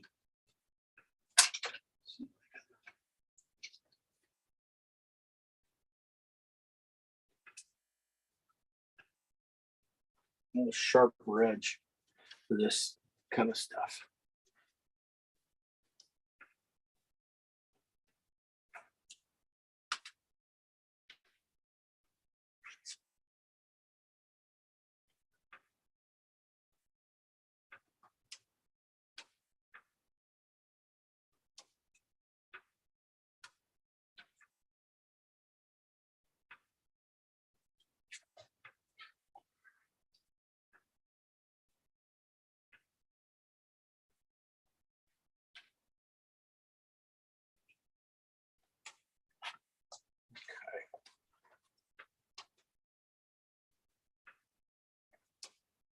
Going to be counting on a lot of highlights to do all the drawing key things on these guys. So just looking at this to go around them a little bit, make sure I got things in the right spot. Make sure I don't have too many tangents here.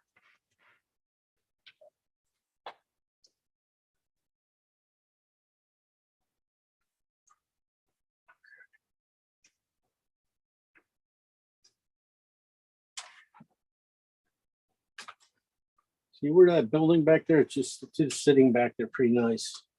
These colors right in here are working pretty well. I'm going to go right to the highlights in his pants. Well, I'm going to lighten his pants up one time. I think I'm going to use a little more of that. Let me try that skin tone. I think of skin tone right here. Made up over that green is going to work out pretty well. Lightening up getting that color in here. So this is alizarin crimson and yellow. It's really on the alizarin crimson. It's going over a phthalo green and oxide red mix. It's down here.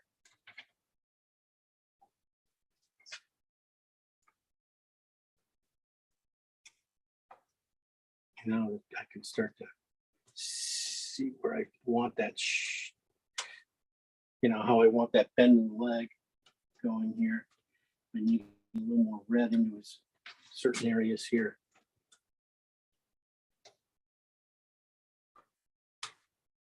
Always a little tough here. This is just getting this gesture right of weight and things back in here.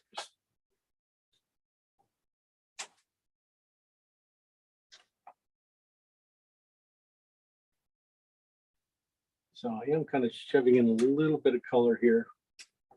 Reds and more reds, oxide reds, maybe I'll steal the dog colors, you know, for his bottom part of his leg.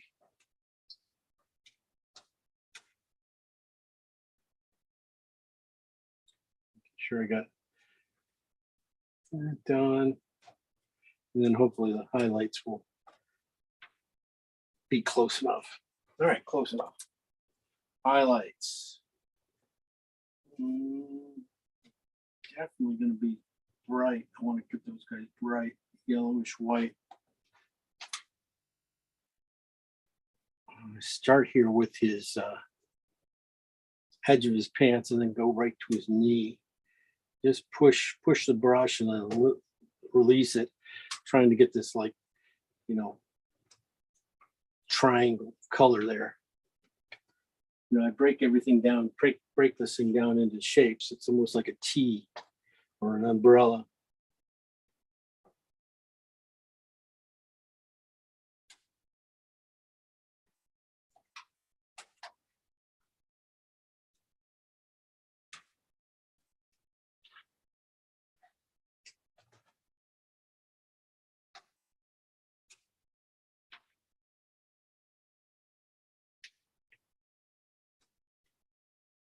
Can anybody even hear me?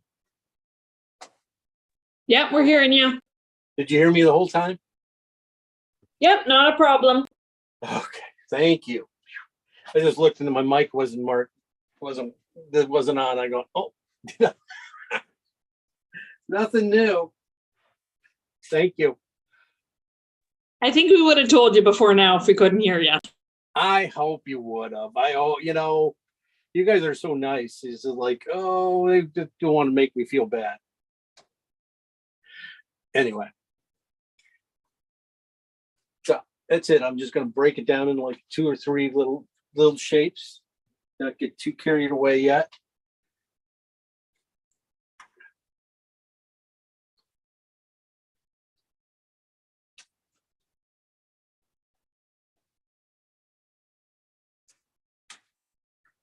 I'm going to bring it up a little, that color light up a little bit. The thing about this, that's what drew me into painting this one, is just the light. You know, I think I can just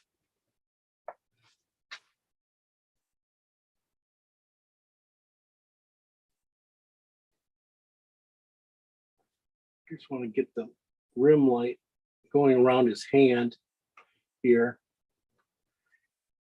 See, it starts to get a little orangey yellow.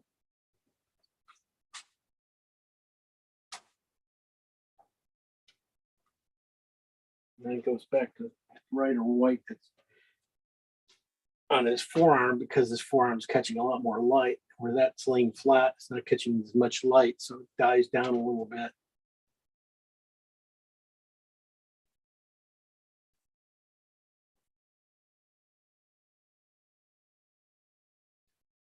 This is the basic right there. That's a,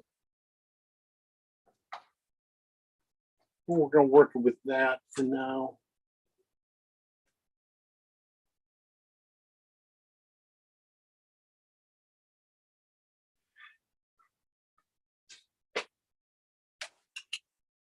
It's like I wanted a really sharp brush because of, you know, that way I can really get in here and just get his face and stuff. I'm going to get a highlight on his face too. These might not be final highlights, but they're going to be pretty close. Oops.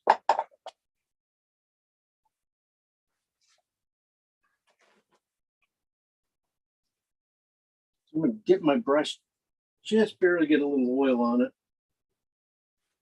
Grab my paint. I'm gonna get this one spot right underneath. I want that paint going really, really clean.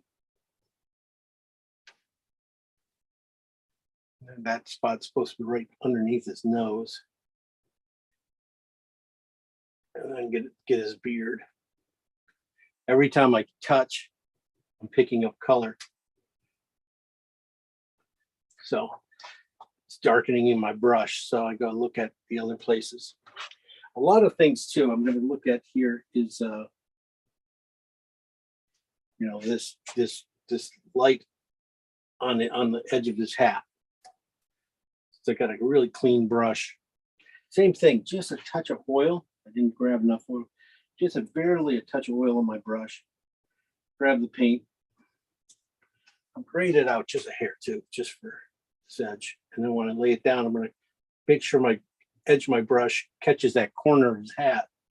And I just don't have, all I have to do is twist and pull up and get where that hat is.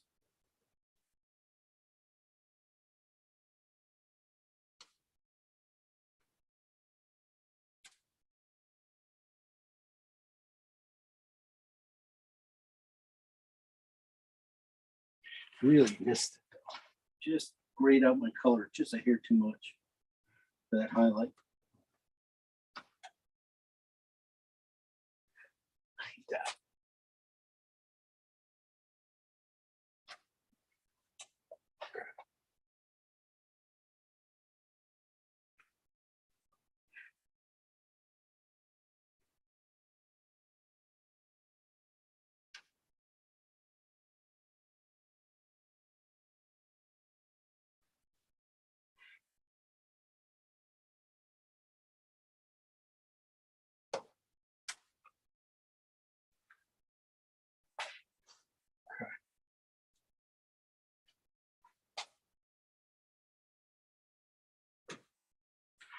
A little bright, pretty close.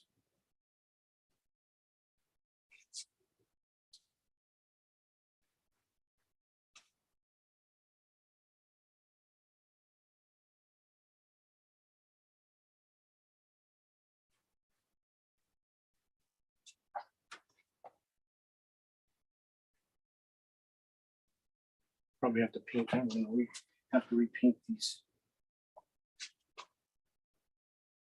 Listen, a little bit thick. Made his hand arm just a little too thick. Sorry, just bugging me. About ready to go to the dogs. I gotta have this right.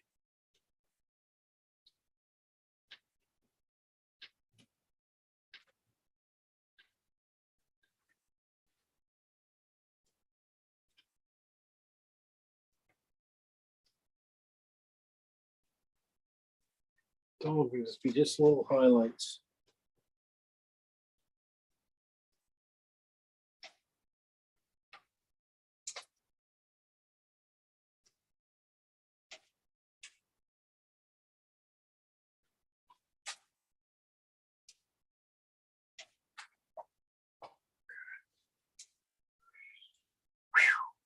Same with his pants. I just really probably just want just a shade dark a few spots here.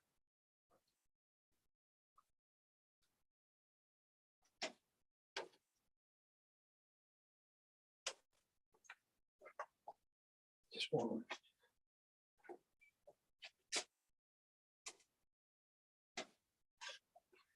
There you go. Finally, put it in like you mean it. Right?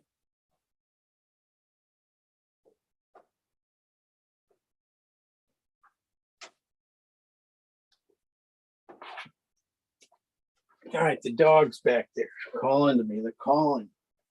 I'll be using some, for this guy, I'm going to use basically the same kind of color I use for his pants, just a little bit more on the red side. That's a little bit on the, needs to be a little more red, oxide red into that phthalo green. Just a little bit of white added to it. So it's the mid-tone around a 6.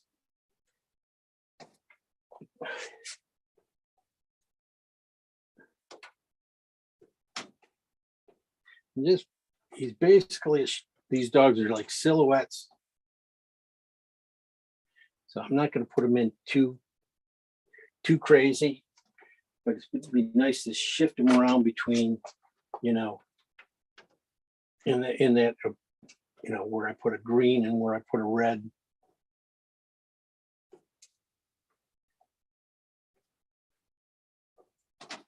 Put the greens in the front. And the reds in the back.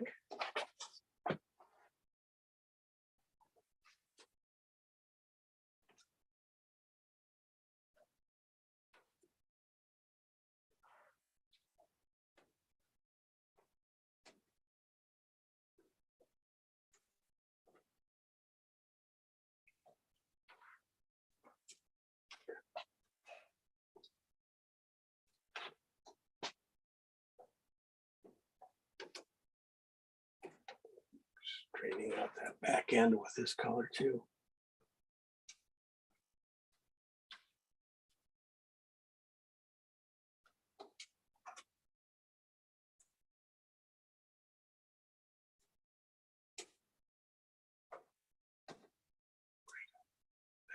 Okay. All right. Dog colors. Well, definitely want to finish off a few things back in here. I'm going to put in, you know, just block in a few stray colors back in here. Oxide red and blues for this one dog behind, right by his knee, behind him. And I can go, this is that straight with no white. And then maybe on his front head, I'll put a little more red there because I want that to pop out. I want it to come forward and give me some more space. So just putting those two together, that red comes forward a little bit. I can use that same red right here on this guy and start to dig into this dog leg here, coming down. Just relaying shapes.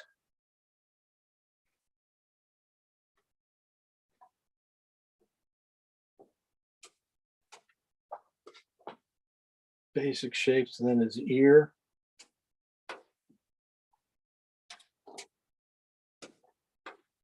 That worked out pretty well. I got lucky. There's a lot of within that. This is why I like to mix my paint ahead of time. Right in there, I'm kind of close, and you guys can't see this, but that brushwork, just that scratch going across his face there, made a face somehow, and you know, sort of lucky accident. We'll see if it lives, stays there. You know, but that's what I was seeing right in here. There's like, oh, there's a nose. I can see a nose right there, and it's about the right spot. Next, yeah, that'd be nice to leave. Here's the back of another dog's head right here. I'm going to go a little bit more, add a little warmth to this because I'm coming forward and stuff. This will help pop this guy right there. Perfect.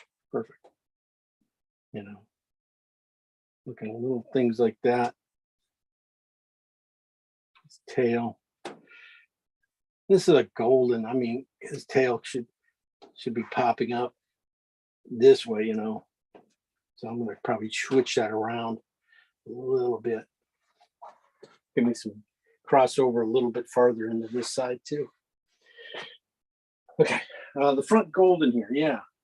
I'm going to use colors. I'm going to use again is oxide red, phthalo green, and I'm going to push some more oxide red into it. This is going to be in the middle of. Oops, got a green. Hit some green, yellow. Nope. All right. Dog's on the. Okay. Let's see if this works. Yeah, I could go a little red, just a little green. So I'm gonna put a little more red in that.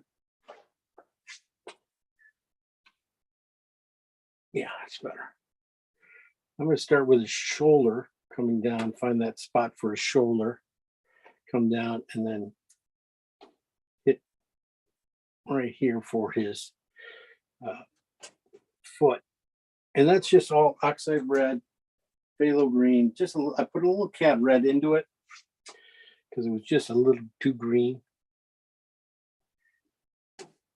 And I'll try and get the break these things down into lines. You know, just matching up the line and shape. And then hopefully, not really hopefully, but working working the highlights is gonna create the rest of the dog. What I'm leaving should be pretty close though. Basically, all I'm doing right now is painting these dark lines that I see from the back legs that are back legs that are things. And I'm just basically using my brush as really the width for everything.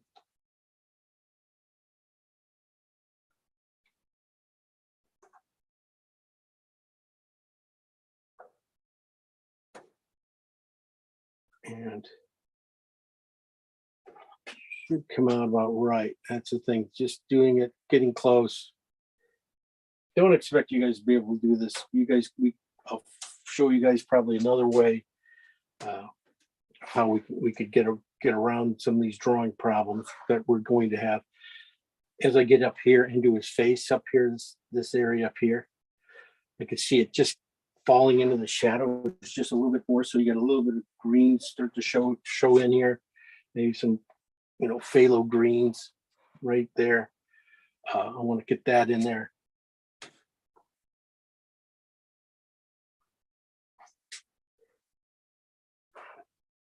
Got a lot of little colors in those little areas there.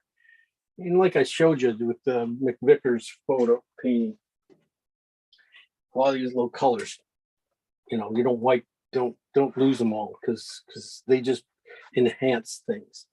So when we start getting into these brighter oranges and stuff, they're just going to kick in his back and into his tail here. They're going to be cool. They're going to start to be fun.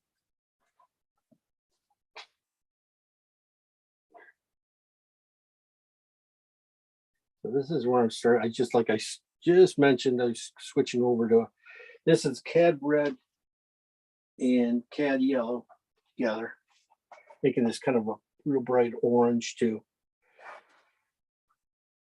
I mixed up all those kind of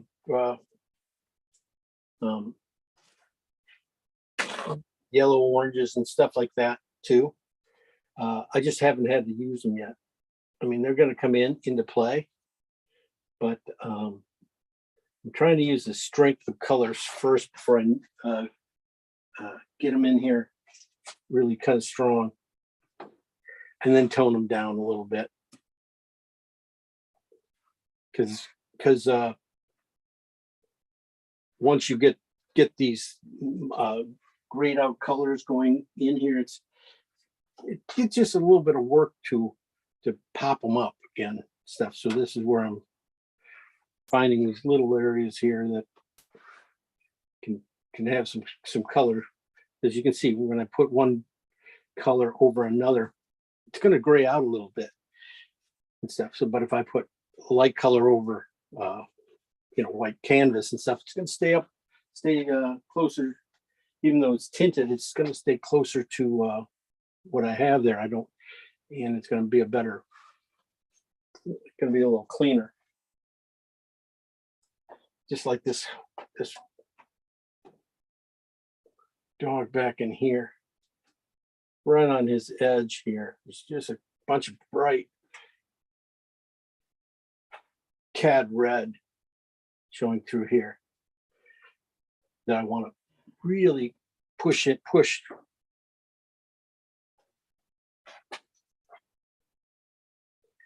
on the rim light area here and stuff. even these guys are probably on his back legs. I probably should be pushing the cat red a little bit stronger back in here. Where I go to the monotone colors, the ones that are gonna just, fit in there really well, but they're not gonna be bright.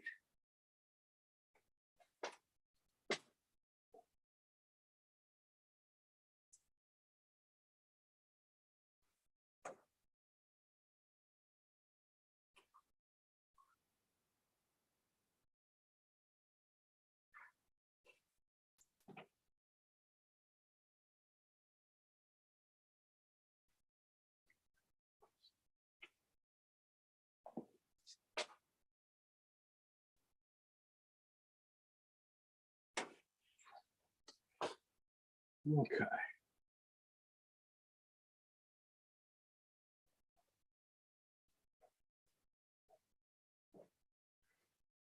So you can start seeing how it's gonna catch sneaking up on the light areas and stuff, starting to get into those things. I'm really kind of finding though, I probably didn't need half these dog colors I made up. I gotta lighten them up a little bit. In fact, got a lot of midtones because basically I'm, since I paint so many dogs, I know the kind of colors, and so when you get these really high key areas like this, it's just a totally different. I'm not really painting a dog, I'm painting shapes, and so these colors here are just not your normal little golden colors. These are just really, this is just cad yellow and white now. And it's just a little bit of red into it, but not much. So really kind of keep it really bright. Because you can always, tone this color down. But to get it to,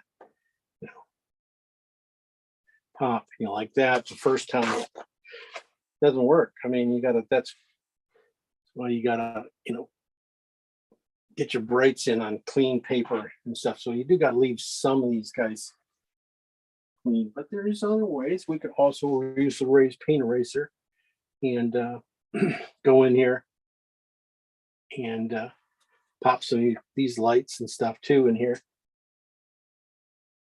Like I said, these dogs and stuff, gonna keep them a little simple today because I don't think I want the whole thing to have the same feel.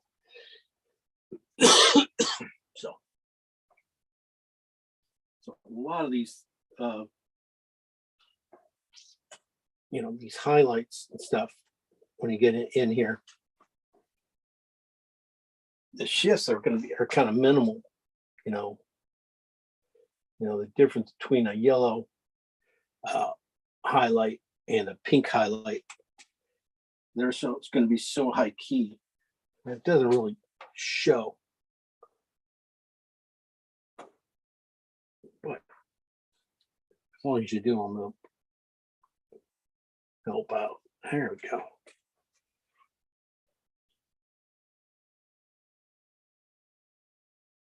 Like this guy, if we start hitting highlights.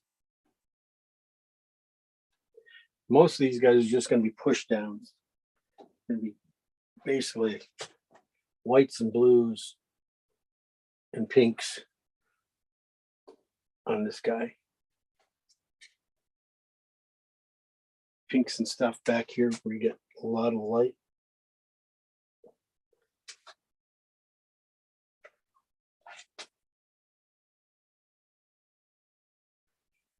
Definitely want to push that color up too, not down.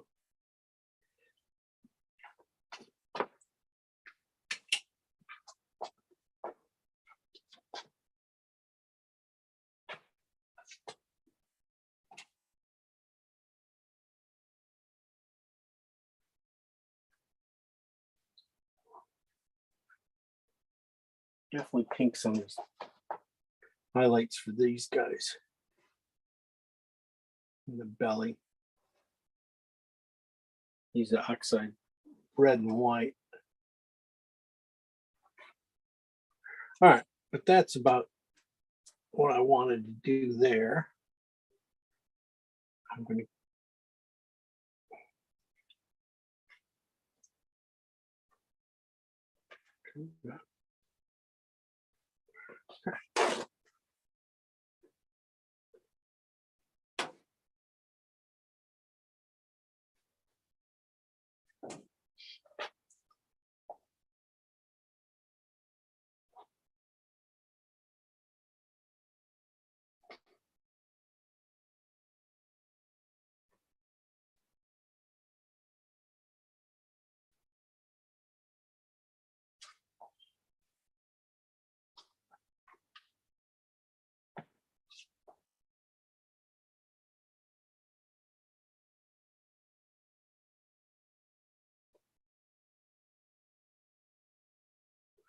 just get the final little things on this front dog in place.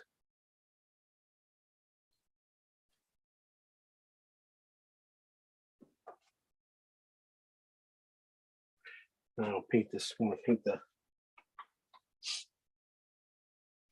paint that background.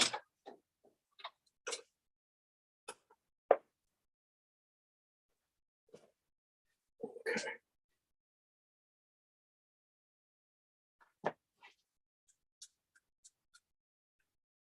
That's, color's a little bright.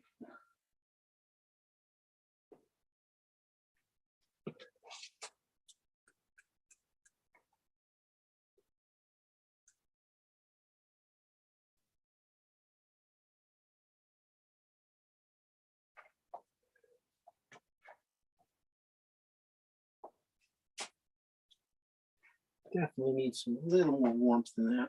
Probably going to add just a little cad yellow to my color. Not a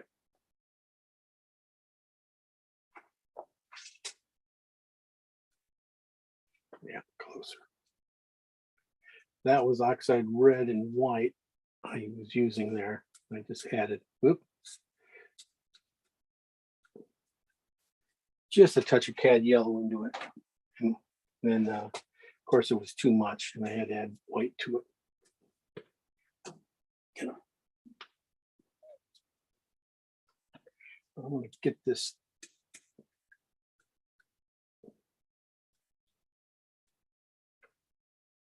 Sure, it starts to fill in here a little bit.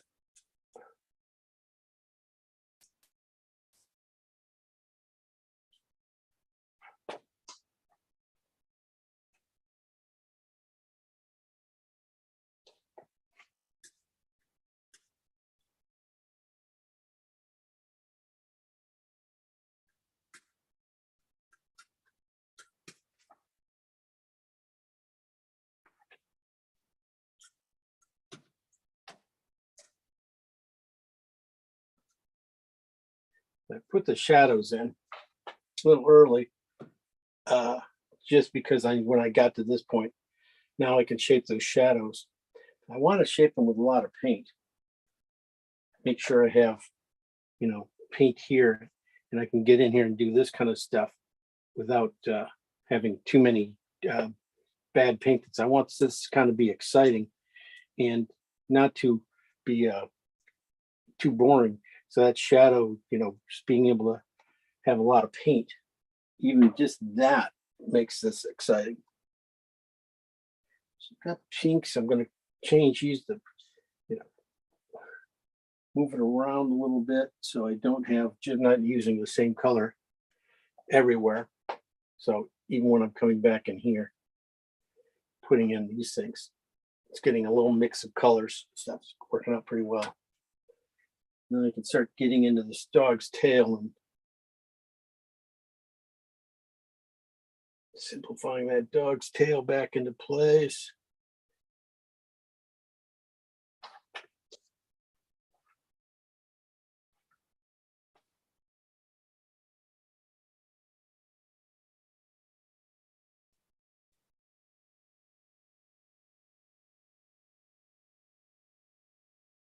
This is always the time consuming part, getting right around the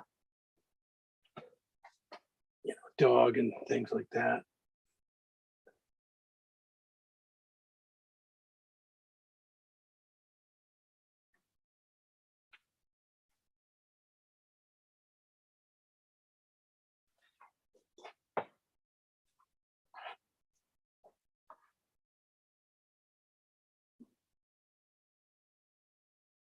Trying to darken down the color a little bit because of going into these smaller areas here.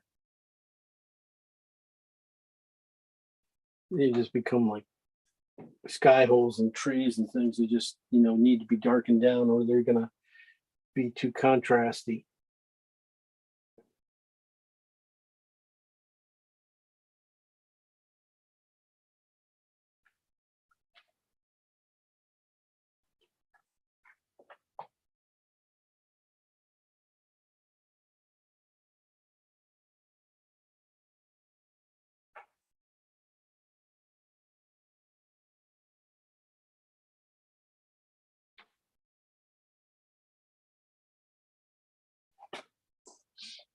So here we go. Almost done with the dogs. Just like I said, just a little darker.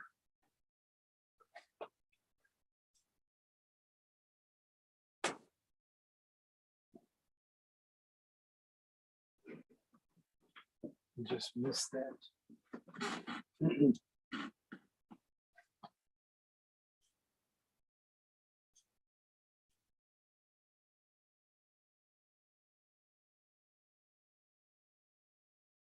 Okay.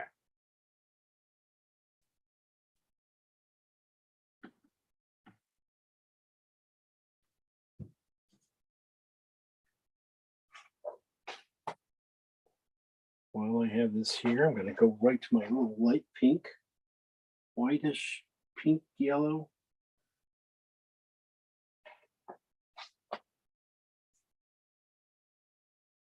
And get this done. Get that.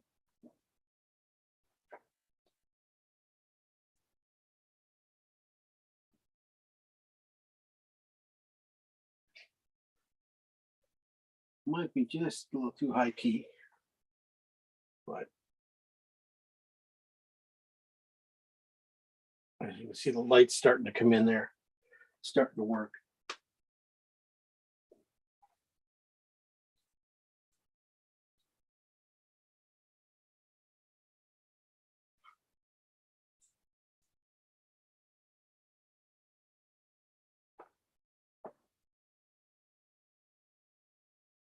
And draw the shadows back in, break up that shape.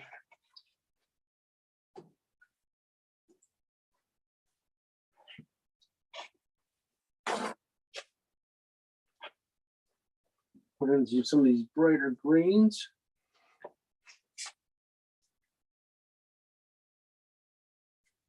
Let's sneak this one up a little bit.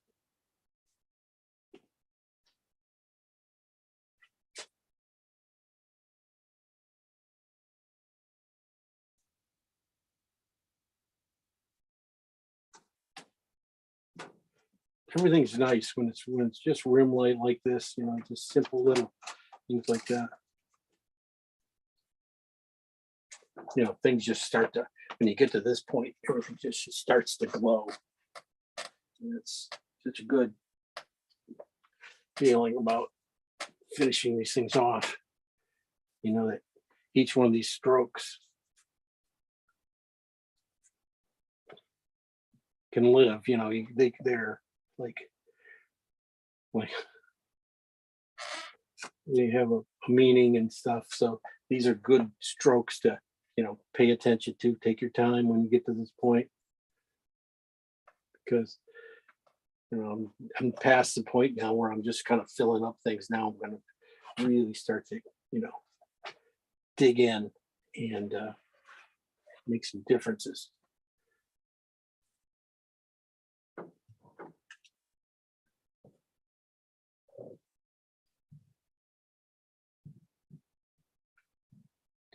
I just see some warmth in these windows back in here. I just want to get, they're reflecting a lot of green and grass and stuff, especially the bottom window on that thing. You know, that's one of the key little things I find when I'm painting.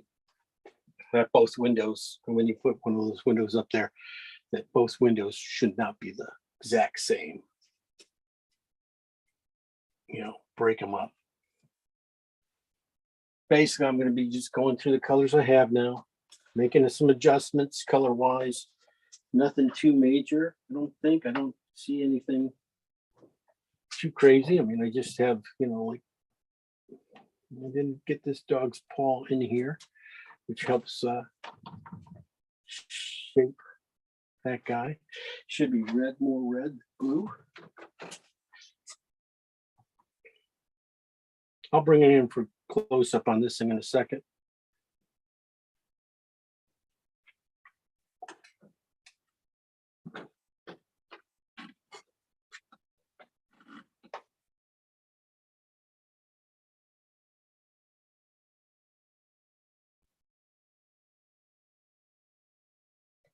Just one couple little noogies.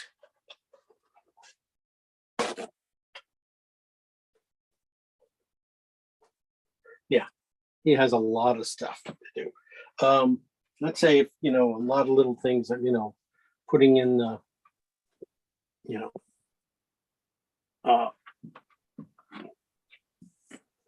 putting in the reins and stuff on these dogs. Definitely, I'll be just carving those guys out. I'd probably put them in with a knife first, because if I put them in too thick, they are gonna. Because with me, a brush it usually goes, as you can see, things going pretty thick. This is all done. Let's just say it's done. I'll be taking like a, you know, like I said, some red and some blue together, and just putting it on my knife. And I definitely want a strong line to the back of the hand from this dog to that one. So I'm just going to draw a line with my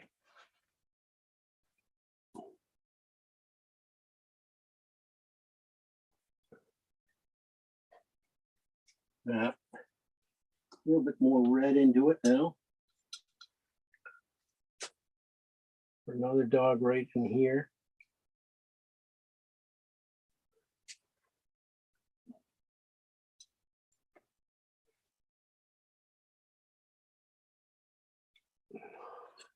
Highlights like that. Then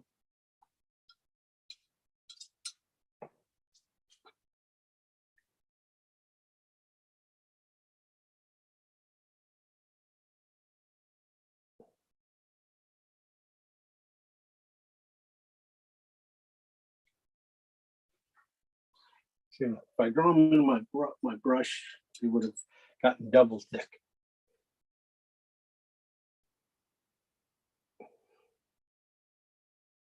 I put them in, now I pretty much could do everything with my knife work, finish up highlights, you know, correct highlights with my knife, because the knife's always going to leave down a little more paint, and that's what's going to give you that extra little pop of light.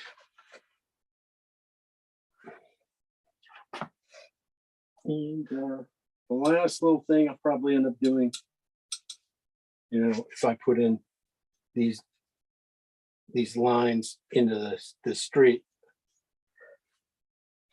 I'm gonna put it in a little warm with some actually red and yellow for these guys. Everything points back to that point.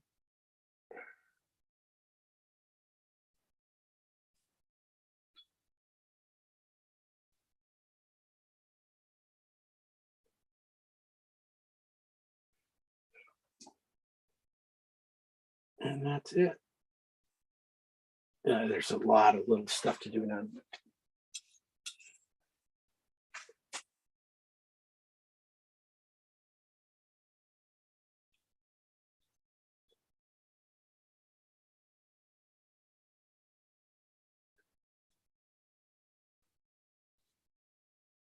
a lot of little playing around. It's all fun stuff. That's the basic guts of the guy. Yeah. Hopefully I'm going to be able to take it and I'm going to add a lot of little highlight colors around this outside of him and pop these highlights. But I want to make sure, take a break, make sure I got everything in the right position, get the shadows right, make sure everything's going the way I want, and then I'll pop them. You know, that's the easy stuff. It'll be all knife work. Okay, I'll bring you in for a close-up of what I'm doing. You can see the dogs there, the guy. Yeah, it's a little bright. I'm gonna have to work on this brush. Yeah, I can just say that's not quite as bright as it looks there. It's catching a lot more light. It's not that bright. Really, it's not. And if it is, I'll definitely tone it back down. Give myself a few seconds to adjust. Definitely got darkened in this area. Finish those things off. Okay. Anybody paint with me today at all? Not me. I'm going to next time. I didn't know what I was gonna do. What the deal was. Oh, hey, Ingrid. Hi. Hey, long time no see. Yeah. I'm gonna do the recording and probably go bit by bit with it, I guess. Yeah, Yeah. me too. But you know Uh, what I am just struck by is how the simplifying of that photo that you did. I mean, this looks better than the photo by far. That's what it's supposed to do, right? That photo had the light in it though. That's Yeah, what I right. and that's and- the kind of stuff you got to see. And when you said that what caught your eye earlier was the light, you know, that it's actually what makes this very specific, you know, because the subject itself is of course an everyday thing, and that's great, but it's the light that draws you into the painting. Thank you. That's exactly what I was shooting for. That's what I was thinking about. And yeah, it has a ways to go, but I can tell you right now, the paints I have on my palette are the paints I'll end up with. I'm not going to be recreating very many new colors for the painting. Everything's going to be right there. Basically, just looking at some shifts to them, but not too much. So Monica, did you paint? No, she didn't paint. Monica's here. Jane didn't paint. And oh wait, how about you, Rebecca? Did you paint? No, I just watched today and I'm glad because there was so much going on.